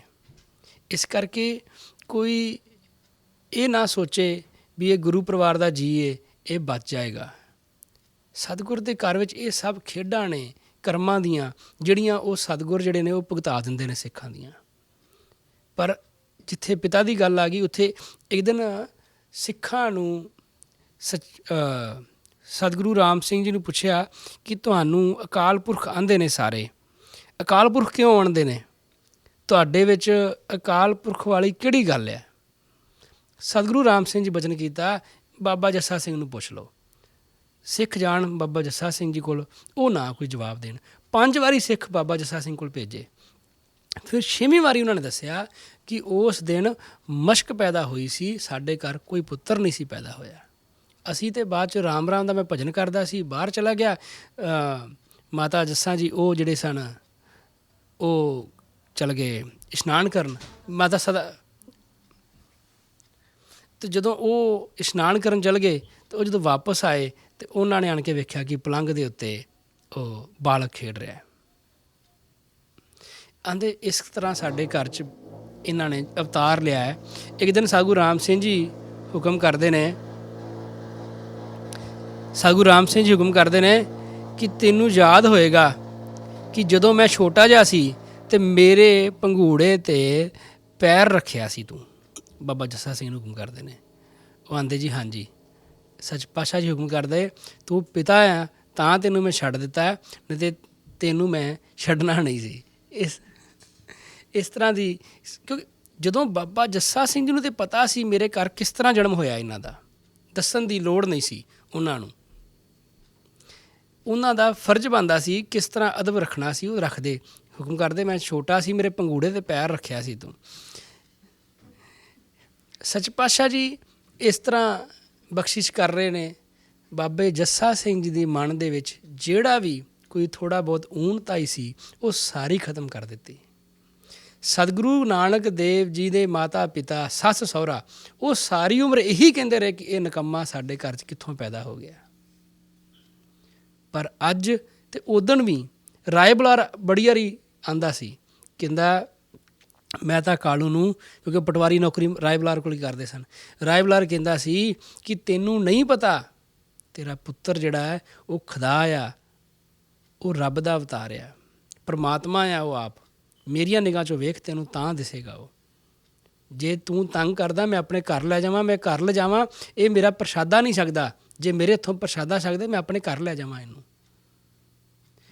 ਇਸ ਤਰ੍ਹਾਂ ਸੱਚ ਪਾਤਸ਼ਾਹ ਜੀ ਕਿਰਪਾ ਕਰਦੇ ਸਨ। ਜਿਹੜੀ ਸਤਿਗੁਰੂ ਰਾਮ ਸਿੰਘ ਜੀ ਦੀ ਪੁੱਤਰੀ ਸੀ ਬੀਬੀ ਦਇਆ ਕੌਰ, ਸੁਭਾਅ ਬਹੁਤ ਕੌੜਾ ਸੀ ਉਹਦਾ। ਇੱਕ ਦਿਨ ਉਹ ਬਾਬਾ ਜੱਸਾ ਸਿੰਘ ਜੀ ਨੂੰ ਵੀ ਬਹੁਤ ਗਲਤ ਬੋਲੀ। ਜਦੋਂ ਉਹ ਗਲਤ ਬੋਲੀ, ਜ਼ਿਆਦਾ ਮੰਦਾ ਬੋਲੀ, ਸੱਚ ਪਾਤਸ਼ਾਹ ਜੀ ਸਤਿਗੁਰੂ ਰਾਮ ਸਿੰਘ ਜੀ ਹੁਕਮ ਕੀਤਾ, ਤੂੰ ਵੱਢਣੇ ਦੀ ਲਾਇਕ ਹੈ ਕਿ ਤੂੰ ਇੰਨਾ ਗਲਤ ਆਪਣੇ ਦਾਦਾ ਜੀ ਨੂੰ ਬੋਲਦੀ ਪਈ ਹੈ, ਵੀ ਤੈਨੂੰ ਬੋਲਣ ਦੀ ਜਾਚ ਨਹੀਂ, ਇਸ ਤਰ੍ਹਾਂ ਨਹੀਂ ਬੋਲਣਾ ਚਾਹੀਦਾ ਸੀ। ਸੁਭਾਅ ਬਹੁਤ ਕੌੜਾ ਸੀ। 5 ਗ੍ਰੰਥੀ ਦਾ ਪਾਠ ਕਰਨਾ, ਸੇਵਾ ਕਰਨੀ, ਇੱਕ ਪਾਸੇ ਇਹ ਵੀ ਜ਼ਰੂਰ ਸੀ ਨਾਲ। ਅਤੇ ਉਹ ਨਾਰੰਗਵਾਲ ਵਿਆਹੀ ਹੋਈ ਸੀ। ਮਤਾਬ ਸਿੰਘ ਉਹਦੇ ਘਰ ਵਾਲੇ ਦਾ ਨਾਂ ਸੀ। ਮਤਾਬ ਸਿੰਘ ਨੇ ਨਾ ਤਾਂ ਭਜਨ ਪੁੱਛਿਆ, ਨਾ ਕਛਹਿਰਾ ਪਾਇਆ, ਨਾ ਸਿੱਖੀ ਦੀ ਰੀਤ ਰੱਖੀ। ਇਸ ਕਰਕੇ ਬੀਬੀ ਦਇਆ ਜਿਹੜੀ ਸੀਗੀ, ਇਹ ਆਪਣੇ ਪਤੀ ਨੂੰ ਛੱਡ ਕੇ ਵਾਪਸ ਭੈਣੀ ਸਾਹਿਬ ਆ ਗਈ ਸੀ। ਉਹ ਕਹਿੰਦੀ ਸੀ ਮੈਂ ਇਹਦੇ ਕੋਲ ਨਹੀਂ ਰਹਿਣਾ, ਇਹ ਸਿੱਖੀ ਨਹੀਂ ਧਾਰਨ ਕਰਦਾ। ਸਤਿਗੁਰੂ, ਕਿਉਂਕਿ ਜਿੱਦਣ ਅੰਮ੍ਰਿਤ ਛਕਾਇਆ ਬੀਬੀਆਂ ਨੂੰ, ਉਦਣ ਬੀਬੀ ਦਇਆ ਕੌਰ ਨੇ ਵੀ ਅੰਮ੍ਰਿਤ ਛਕਿਆ ਸੀ ਪਿੰਡ ਸਿਆੜ ਵਿਖੇ 1 ਜੂਨ ਨੂੰ। ਸੱਚ ਪਾਤਸ਼ਾਹ ਜੀ ਕੋਲ ਭੈਣੀ ਸਾਹਿਬ ਬੀਬੀ ਰਹਿੰਦੀ ਸੀ। ਇੱਕ ਦਿਨ ਮਤਾਬ ਸਿੰਘ ਸੱਚ ਪਾਤਸ਼ਾਹ ਜੀ ਦੇ ਕੋਲ ਆਇਆ। ਉਹਨੇ ਆਣ ਕੇ ਅਰਜ਼ ਕੀਤੀ ਵੀ ਕਿਰਪਾ ਕਰੋ, ਬੀਬੀ ਦਇਆ ਕੌਰ ਨੂੰ ਮੇਰੇ ਨਾਲ ਤੋਰ ਦੇਵੋ। ਸੱਚ ਪਾਤਸ਼ਾਹ ਜੀ ਹੁਕਮ ਕਰਦੇ ਨੇ ਕਿ ਤੂੰ ਭਜਨ ਪੁੱਛ ਲੈ, ਰਹਿਤ ਰੱਖ ਲੈ। ਬੀਬੀ ਰਹਿਤ ਵਿੱਚ ਰਹਿੰਦੀ ਏ, ਮਰਜ਼ਾਦਾ ਵਿੱਚ ਰਹਿੰਦੀ ਏ, ਤੂੰ ਵੀ ਰਹਿਤ ਰੱਖ, ਤਾਂ ਤੇਰੇ ਨਾਲ ਤੋਰਾਂਗੇ। ਪਰ ਉਹ ਨਾ ਮੰਨਿਆ। ਕੁਝ ਟਾਈਮ ਪਾ ਕੇ ਉਹ ਉੱਥੇ ਹੀ ਰਿਹਾ, ਪਰ ਮੰਨਿਆ ਨਾ ਕਿਸੇ ਗੱਲ ਨੂੰ। ਉਹਨੇ ਫਿਰ ਜਾ ਕੇ ਇੱਕ ਦਿਨ ਬੀਬੀ ਦਇਆ ਕੌਰ ਨੂੰ ਆਖਿਆ ਮੇਰੇ ਨਾਲ ਚੱਲ। ਬੀਬੀ ਦਇਆ ਕੌਰ ਨੇ ਵੀ ਅੱਗੋਂ ਇਹੀ ਗੱਲ ਆਖਤੀ, ਤੂੰ ਭਜਨ ਕਰ, ਸਿੱਖੀ ਦੀ ਰਹਿਤ ਰੱਖ ਅਤੇ ਕਛਹਿਰੇ ਪਾ ਲੈ, ਅਤੇ ਮੈਂ ਫਿਰ ਤੇਰੇ ਨਾਲ ਚੱਲਾਂਗੀ। ਉਹ ਨਾ ਮੰਨਿਆ, ਚਲਾ ਗਿਆ ਗੁੱਸੇ ਵਿੱਚ। ਥੋੜ੍ਹੇ ਚਿਰ ਬਾਅਦ ਫਿਰ ਵਾਪਸ ਆਇਆ ਉਹ, ਥੋੜ੍ਹੇ ਦਿਨਾਂ ਬਾਅਦ ਫਿਰ ਉਹਨੇ ਆਣ ਕੇ ਦੁਬਾਰਾ ਆਖਿਆ। ਬੀਬੀ ਦਇਆ ਕੌਰ ਨੇ ਅੱਗੋਂ ਫਿਰ ਉਹੀ ਜਵਾਬ ਦਿੱਤਾ ਉਹਨੂੰ ਬਹੁਤ ਗੁੱਸਾ ਆਇਆ ਕਿ ਥੋੜ੍ਹੇ ਦਿਨ ਪਹਿਲਾਂ ਇਸ ਗੱਲ ਤੋਂ ਸਤਿਗੁਰੂ ਰਾਮ ਸਿੰਘ ਜੀ ਨੂੰ ਸੁਪਨਾ ਆਇਆ, ਅਤੇ ਗੁਰੂ ਸਾਹਿਬ ਹੁਕਮ ਕਰਦੇ ਨੇ, ਰਾਤ ਮੈਨੂੰ ਸੁਪਨਾ ਆਇਆ ਕਿ ਸਾਰੀ ਧਰਤੀ ਲਾਲ ਲਾਲ ਹੋਈ ਪਈ ਹੈ। ਇਸ ਤਰ੍ਹਾਂ ਦਾ ਬਚਨ ਕਰਦੇ ਨੇ ਸੱਚ ਪਾਤਸ਼ਾਹ ਜੀ। ਹੁਣ ਇਹ ਕੀ ਰਜਾ ਸੀ ਅਤੇ ਸਮਾਂ ਪਾ ਕੇ ਪਤਾ ਲੱਗਣਾ ਸੀ। ਉੱਧਰੋਂ ਮਤਾਬ ਸਿੰਘ ਆ ਗਿਆ, ਉਹ ਜ਼ੋਰ ਲਾ ਰਿਹਾ ਬੀਬੀ ਦਇਆ ਕੌਰ ਨੂੰ ਮੇਰੇ ਨਾਲ ਘਰ ਚੱਲ। ਉਹ ਮੰਨਦੀ ਨਹੀਂ ਜਾਣ ਨੂੰ। ਬੀਬੀ ਦਇਆ ਕੌਰ ਬੀਬੀ ਉਤਮੀ ਨਾਲ ਇਸ ਪਤਨੀ ਸੀ, ਵਰਿਆਂ ਤੋਂ ਸੀਗੀ ਸੰਤ ਕਰਮ ਸਿੰਘ ਜੀ ਦੀ। ਉਹ ਬੀਬੀ ਉਤਮੀ ਜਿਹੜੀ ਸੀ, ਉਹ ਬੀਬੀ ਦਇਆ ਕੌਰ ਦੇ ਨਾਲ ਰਹਿੰਦੀ ਸੀ। ਇਹ ਦੋਵੇਂ ਸਵੇਰੇ ਰਾਮਸਰ ਗਈਆਂ ਮੈਦਾਨ ਵਾਸਤੇ। ਸਾਧ ਸੰਗਤ ਜੀ,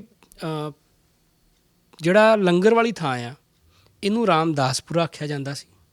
ਜਿਹੜੀ ਆਪਣੀ ਸਰੋਵਰ ਵਾਲੀ ਥਾਂ ਆ, ਜਿੱਥੇ ਸੱਚ ਪਾਤਸ਼ਾਹ ਜੀ ਦੀ ਕੋਠੀ ਹੈ, ਸਤਿਗੁਰੂ ਜਗਜੀਤ ਸਿੰਘ ਜੀ ਦੀ ਹਰੀਮੰਦਰ ਆ, ਸਰੋਵਰ ਆ, ਇਹਨੂੰ ਰਾਮਸਰ ਆਖਿਆ ਜਾਂਦਾ ਸੀਗਾ। ਇਹਨਾਂ ਦੇ ਵਿੱਚ ਜਿਹੜਾ ਆਪਣਾ ਫੈਸਲਾ ਹੈ ਨਾ, ਉਦੋਂ ਤਾਂ ਇੱਥੇ ਸਿਰਫ ਜੰਗਲ ਹੁੰਦਾ ਸੀ। ਸਤਿਗੁਰੂ ਹਰੀ ਸਿੰਘ ਜੀ ਵੇਲੇ ਉਹ ਇਸ ਛੱਪੜ ਸੀ, ਉਦੋਂ ਕਹਿ ਸਕਦੇ ਹਾਂ, ਇਹਦੇ ਸਰੋਵਰ ਦੇ ਕੋਲ ਕੰਢੇ 'ਤੇ ਬੈਠ ਕੇ ਸਤਿਗੁਰੂ ਹਰੀ ਸਿੰਘ ਜੀ ਤਪੱਸਿਆ ਕਰਦੇ ਹੁੰਦੇ ਸਨ, ਭਜਨ ਕਰਦੇ ਸਨ, ਇਕੱਲੇ ਆਣ ਕੇ। ਇੱਥੋਂ ਵੀ ਇੱਥੋਂ ਸੰਗਤ ਨਹੀਂ ਸੀ ਮਗਰ ਆਉਂਦੀ। ਇਹ ਸਾਰਾ ਇਲਾਕਾ ਜਿਹੜਾ ਸੀ ਨਾ, ਇਹ ਜੰਗਲ ਹੀ ਸੀਗਾ ਇੱਥੇ ਉਦੋਂ। ਇਸ ਕਰਕੇ ਮੈਂ ਸਤਿਗੁਰੂ ਜਗਜੀਤ ਸਿੰਘ ਜੀ ਨੂੰ ਕਈ ਵਾਰ ਸੁਣਿਆ, ਪਾਤਸ਼ਾਹ ਜੀ ਕਈ ਵਾਰ ਨਾ ਕੋਠੀ 'ਚੋਂ ਤਿਆਰ ਹੋਣਾ, ਅਰਦਾਸ ਕਰਨੀ, ਹੁਕਮ ਕਰਨਾ, ਭੈਣੀ ਸਾਹਿਬ ਜਾਣਾ ਹੈ। ਭੈਣੀ ਸਾਹਿਬ ਜਾਣਾ ਤਾਂ ਭਾਵ ਲੰਗਰ ਵਿੱਚ ਜਾਣਾ ਹੈ। ਲੰਗਰ ਵਿੱਚ ਜਾ ਕੇ ਕਈ ਵਾਰ ਬਚਨ ਕਰਨਾ ਵੀ ਚਲੋ ਰਾਮਸਰ ਚੱਲੀਏ ਵਾਪਸ। ਇਸ ਤਰ੍ਹਾਂ ਸੱਚ ਪਾਤਸ਼ਾਹ ਜੀ ਵੀ ਕਈ ਵਾਰ ਬਖਸ਼ਿਸ਼ ਕਰ ਦਿੰਦੇ ਸਨ। ਅਸੀਂ ਜਦੋਂ ਛੋਟੇ ਹੁੰਦੇ ਖੇਡਦੇ ਹੁੰਦੇ ਸੀਗੇ, ਅਸੀਂ ਤਾਂ ਲੰਗਰ ਵਾਲੀ ਸਾਈਡ 'ਤੇ ਸਾਡਾ ਘਰ ਸੀ, ਇੱਥੇ ਰਹਿੰਦੇ ਸੀਗੇ। ਅਤੇ ਜਦੋਂ ਅਸੀਂ ਖੇਡਣ ਜਾਣਾ, ਅਤੇ ਉਦੋਂ ਮੁੰਡਿਆਂ ਦੇ 2 ਗਰੁੱਪ ਬਣ ਜਾਣੇ, ਇੱਕ ਰਾਮਸਰ ਵਾਲੇ ਗਰੁੱਪ ਅਤੇ ਇੱਕ ਇੱਧਰੋਂ ਅਸੀਂ ਮਾਈਆਂ ਡੇਰੇ ਰਹਿੰਦੇ ਸਨ, ਮਾਈਆਂ ਡੇਰੇ ਵਾਲੇ ਗਰੁੱਪ ਜਾਂ ਲੰਗਰ ਵਾਲੇ ਗਰੁੱਪ, ਇੱਧਰੋਂ ਜਿਹੜੇ ਬੱਚੇ ਜਾਂਦੇ ਨੇ। ਅਸੀਂ ਇਹ ਅੱਜ ਕੱਲ੍ਹ ਤਾਂ ਇਸ ਗੱਲ ਦਾ ਫ਼ਰਕ ਪੈ ਗਿਆ, ਅੱਜ ਕੱਲ੍ਹ ਨਹੀਂ ਕੋਈ ਐਵੇਂ ਹੈਗਾ, ਪਰ ਉਦੋਂ ਇਸ ਗੱਲ ਦਾ ਸਾਡੇ ਛੋਟੇ ਹੁੰਦੇ ਤੱਕ ਤਾਂ ਇਹ ਇੱਦਾਂ ਨਾਂ ਚੱਲਦੇ ਰਹੇ ਨੇ ਵੀ ਰਾਮਸਰ ਚੱਲਿਆ ਮੈਂ। ਅਸੀਂ ਭੈਣੀ ਸਾਹਿਬ 'ਚ ਇਹ ਗੱਲ ਕਹਿ ਕੇ ਜਾਂਦੇ ਹੁੰਦੇ ਸੀ ਘਰੋਂ। ਉਹ ਬੀਬੀ ਦਇਆ ਅਤੇ ਬੀਬੀ ਉਤਮੀ ਸਵੇਰੇ ਮੈਦਾਨ ਆਏ, ਇਸ ਇੱਧਰ ਰਾਮਸਰ ਵਾਲੇ ਇਲਾਕੇ 'ਚ ਜੰਗਲਾਂ ਵਿੱਚ। ਜਦੋਂ ਇੱਥੋਂ ਮੈਦਾਨ ਕਰਕੇ ਜਦੋਂ ਇੱਥੋਂ ਵਾਪਸ ਜਾ ਰਹੇ ਸਨ, ਅਤੇ ਰਸਤੇ 'ਚ ਮਤਾਬ ਸਿੰਘ ਲੁੱਕ ਕੇ ਖੜ੍ਹਾ ਸੀ। ਉਹਨੇ ਟਕੂਆ ਜਿਹੜਾ ਸੀ ਉਹ ਬਹੁਤ ਤਿੱਖਾ ਕਰਕੇ ਰੱਖਿਆ ਹੋਇਆ ਸੀ। ਉਹਨੇ ਬੀਬੀ ਦਇਆ ਕੌਰ ਨੂੰ ਆਉਂਦੀ ਨੂੰ ਵੇਖ ਲਿਆ, ਉਹ ਅੱਗੇ ਆਣ ਕੇ ਖਲੋ ਗਿਆ। ਉਹਨੇ ਆਖਿਆ ਬੀਬੀ ਦਇਆ ਨੂੰ, ਹੁਣ ਵੀ ਮੌਕਾ ਹੈ, ਤੂੰ ਮੇਰੇ ਨਾਲ ਜਾਣਾ ਹੈ ਕਿ ਨਹੀਂ ਜਾਣਾ। ਬੀਬੀ ਨੇ ਅੱਗੋਂ ਹੱਸ ਕੇ ਆਖਿਆ ਕਿ ਮੈਂ ਨਹੀਂ ਜਾਣਾ, ਤੂੰ ਸਿੱਖੀ ਰੱਖ ਲੈ, ਰਹਿਤ ਰੱਖ ਲੈ, ਤਾਂ ਤੇਰੇ ਨਾਲ ਜਾਵਾਂਗੀ। ਉਹਦੇ ਮਨ 'ਚ ਇੰਨਾ ਗੁੱਸਾ ਆਇਆ ਕਿ ਉਹਨੇ ਟਕੂਆ ਮਾਰਿਆ, ਬੀਬੀ ਦੇ ਸਿਰ 'ਚ ਮਾਰਿਆ। ਇੱਕ ਸਿਰ 'ਚ ਮਾਰਿਆ, ਇੱਕ ਉਹਦੇ ਮੋਢਿਆਂ 'ਤੇ ਮਾਰਿਆ। ਜਦੋਂ 2 ਟਕਵੇ ਦਵਾ ਦਵ ਮਾਰ ਦਿੱਤੇ, ਜਿਹੜੀ ਬੀਬੀ ਉਤਮੀ ਸੀ ਕੋਲ, ਉਹ ਉੱਥੋਂ ਭੱਜ ਕੇ ਲੰਗਰ ਵਾਲੀ ਥਾਂ 'ਤੇ, ਸੰਗਤ ਸਾਰੇ ਸਿੱਖ ਇੱਥੇ ਸਨ, ਉਹ ਭੱਜ ਕੇ ਇੱਧਰ ਨੂੰ ਆਈ। ਉਹਨੇ ਆਣ ਕੇ ਦੱਸਿਆ ਕਿ ਬੀਬੀ ਵੱਢ ਦਿੱਤੀ। ਉਹਨੇ ਇਹ ਇੰਨਾ ਹੀ ਦੱਸਿਆ ਕਿ ਬੀਬੀ ਦਇਆ ਕੌਰ ਵੱਢ ਦਿੱਤੀ ਮਹਿਤਾਬ ਸਿੰਘ ਨੇ। ਇੱਧਰੋਂ ਸਿੱਖ ਭੱਜ ਕੇ ਜਾਂਦੇ ਨੇ, ਦਵਾ ਦਾ ਸੂਬਾ ਕਾਹਨ ਸਿੰਘ ਜੀ ਸਨ ਜਿਹੜੇ ਸੂਬੇਦਾਰ ਫੌਜ ਵਿੱਚ ਸਨ, ਉਹ ਜਾਂਦੇ ਨੇ ਨਾਲ, ਹੋਰ 1-2 ਸਿੱਖ ਜਾਂਦੇ ਨੇ। ਜਾਂਦਿਆਂ ਨੂੰ ਉਹਨੇ ਬਹੁਤ ਸਾਰੇ ਟੱਕ ਲਾ ਦਿੱਤੇ, ਬਹੁਤ ਮਾਰ ਦਿੱਤਾ ਬੀਬੀ ਨੂੰ। ਅਤੇ ਉਹ ਜਦੋਂ ਇੰਨੀ ਗੱਲ ਹੋਈ ਤਾਂ ਉਹ ਭੱਜਣ ਲੱਗਾ। ਸੂਬੇਦਾਰ ਕਾਹਨ ਸਿੰਘ ਜੀ ਉਹਨੂੰ ਫੜਨ ਲੱਗੇ। ਸੂਬੇਦਾਰ ਕਾਹਨ ਸਿੰਘ ਦੇ ਵੀ ਉਹਨੇ 2 ਮਾਰੇ, ਇੱਕ ਗੋਡੇ 'ਤੇ ਵੱਜਾ, ਇੱਕ ਮੋਢੇ 'ਤੇ ਵੱਜਾ, ਪਰ ਉਹਨਾਂ ਨੇ ਫਿਰ ਵੀ ਉਹਨੂੰ ਫੜ ਲਿਆ, ਜੱਫਾ ਪਾ ਲਿਆ, ਉਹਨੂੰ ਭੱਜਣ ਨਾ ਦਿੱਤਾ। ਬੀਬੀ ਨੂੰ ਦਵਾ ਦਾ ਮੰਜੀ 'ਤੇ ਪਾਇਆ, ਚੁੱਕ ਕੇ ਲੁਧਿਆਣੇ ਹਸਪਤਾਲ ਲੈ ਕੇ ਗਏ। ਉੱਥੇ 2 ਦਿਨਾਂ ਬਾਅਦ ਬੀਬੀ ਚੜ੍ਹਾਈ ਕਰ ਗਈ ਸੀ, ਉਹ ਬਚ ਨਹੀਂ ਸਕੇ। ਫਿਰ ਜਿਹੜਾ ਮਹਿਤਾਬ ਸਿੰਘ ਸੀ, ਇਹਨੂੰ ਲਿਆ ਕੇ ਭੈਣੀ ਸਾਹਿਬ ਸੰਗਲ ਮਾਰ ਦਿੱਤਾ, ਨਾਲ ਪਹਿਰਾ ਲਾ ਦਿੱਤਾ ਕਿ ਇੱਥੋਂ ਇਹ ਭੱਜ ਨਾ ਜਾਵੇ। ਫਿਰ ਨੰਬਰ ਜਿਹੜਾ ਭੈਣੀ ਸਾਹਿਬ ਦਾ ਤਹਿਸੀਲ ਸੀਗਾ ਚੌਂਕੀਦਾਰ, ਉਹਨੇ ਜਾ ਕੇ ਇਤਲਾਹ ਕੀਤੀ ਸਾਹਨੇਵਾਲ ਥਾਣੇ ਜਾਂ ਲੁਧਿਆਣੇ ਥਾਣੇ 'ਚ। ਉੱਥੋਂ ਪੁਲਿਸ ਆਈ, ਉਹਨਾਂ ਨੇ ਆਣ ਕੇ ਮਹਿਤਾਬ ਸਿੰਘ ਨੂੰ ਗ੍ਰਿਫਤਾਰ ਕਰ ਲਿਆ। ਕੇਸ ਚੱਲਿਆ। ਪੁਲਿਸ ਵਾਲੇ ਨੇ 3 ਵਾਰੀ ਅਫਸਰ ਨੇ ਪੁੱਛਿਆ ਕਿ ਤੂੰ ਕਿਉਂ ਮਾਰਿਆ ਬੀਬੀ ਨੂੰ, ਉਸ ਨੂੰ। ਉਹ ਕਹਿੰਦਾ ਜੀ, ਉਹ ਆਂਦੇ ਜਿਹਦਾ ਕਸੂਰ ਦੱਸ, ਉਹਦਾ ਗੁਨਾਹ ਕੀ ਸੀ। ਉਹ ਅੱਗੋਂ ਇਹੀ ਗੱਲ ਕਿਹਾ, ਉਹਦਾ ਗੁਨਾਹ ਕੋਈ ਨਹੀਂ ਸੀ ਉਹਦਾ। ਉਹਨੇ ਫਰੰਗੀ ਨੇ ਫਿਰ ਦੁਬਾਰਾ ਅੰਗਰੇਜ਼ ਨੇ ਪੁੱਛਿਆ ਅਫਸਰ ਨੇ, ਤੂੰ ਚੰਗੀ ਤਰ੍ਹਾਂ ਦੱਸ ਉਹਦਾ ਗੁਨਾਹ ਕੀ ਸੀ, ਕਿਹੜੀ ਗੱਲੋਂ ਮਾਰਿਆ ਉਹਨੂੰ। ਉਹ ਕਹਿੰਦਾ ਜੀ ਉਹਦਾ ਕੋਈ ਗੁਨਾਹ ਨਹੀਂ ਸੀ, ਪਤਾ ਨਹੀਂ ਕਿਉਂ। 3 ਵਾਰੀ ਉਹਨੇ ਜਦੋਂ ਇਹ ਜਵਾਬ ਦਿੱਤਾ, ਉਸ ਤੋਂ ਬਾਅਦ ਫਰੰਗੀ ਨੇ ਸਤਿਗੁਰੂ ਰਾਮ ਸਿੰਘ ਜੀ ਨੂੰ ਸੱਦਿਆ। ਉਹ ਅਰਜ਼ ਕਰਦਾ ਕਿ ਦੱਸੋ ਕਿ ਇਹਦਾ ਹੁਣ ਕੀ ਕਰਨਾ ਹੈ। ਗੁਰੂ ਸਾਹਿਬ ਹੁਕਮ ਕਰਦੇ ਨੇ, ਜੋ ਤੁਹਾਨੂੰ ਠੀਕ ਲੱਗਦਾ ਹੈ ਤੁਸੀਂ ਉਹ ਕਰੋ, ਮੈਂ ਤੁਹਾਨੂੰ ਕੁਝ ਨਹੀਂ ਕਹਿੰਦਾ। ਸੱਚ ਪਾਤਸ਼ਾਹ ਜੀ ਇੰਨਾ ਬਚਨ ਕਰਕੇ ਵਾਪਸ ਆ ਜਾਂਦੇ ਨੇ।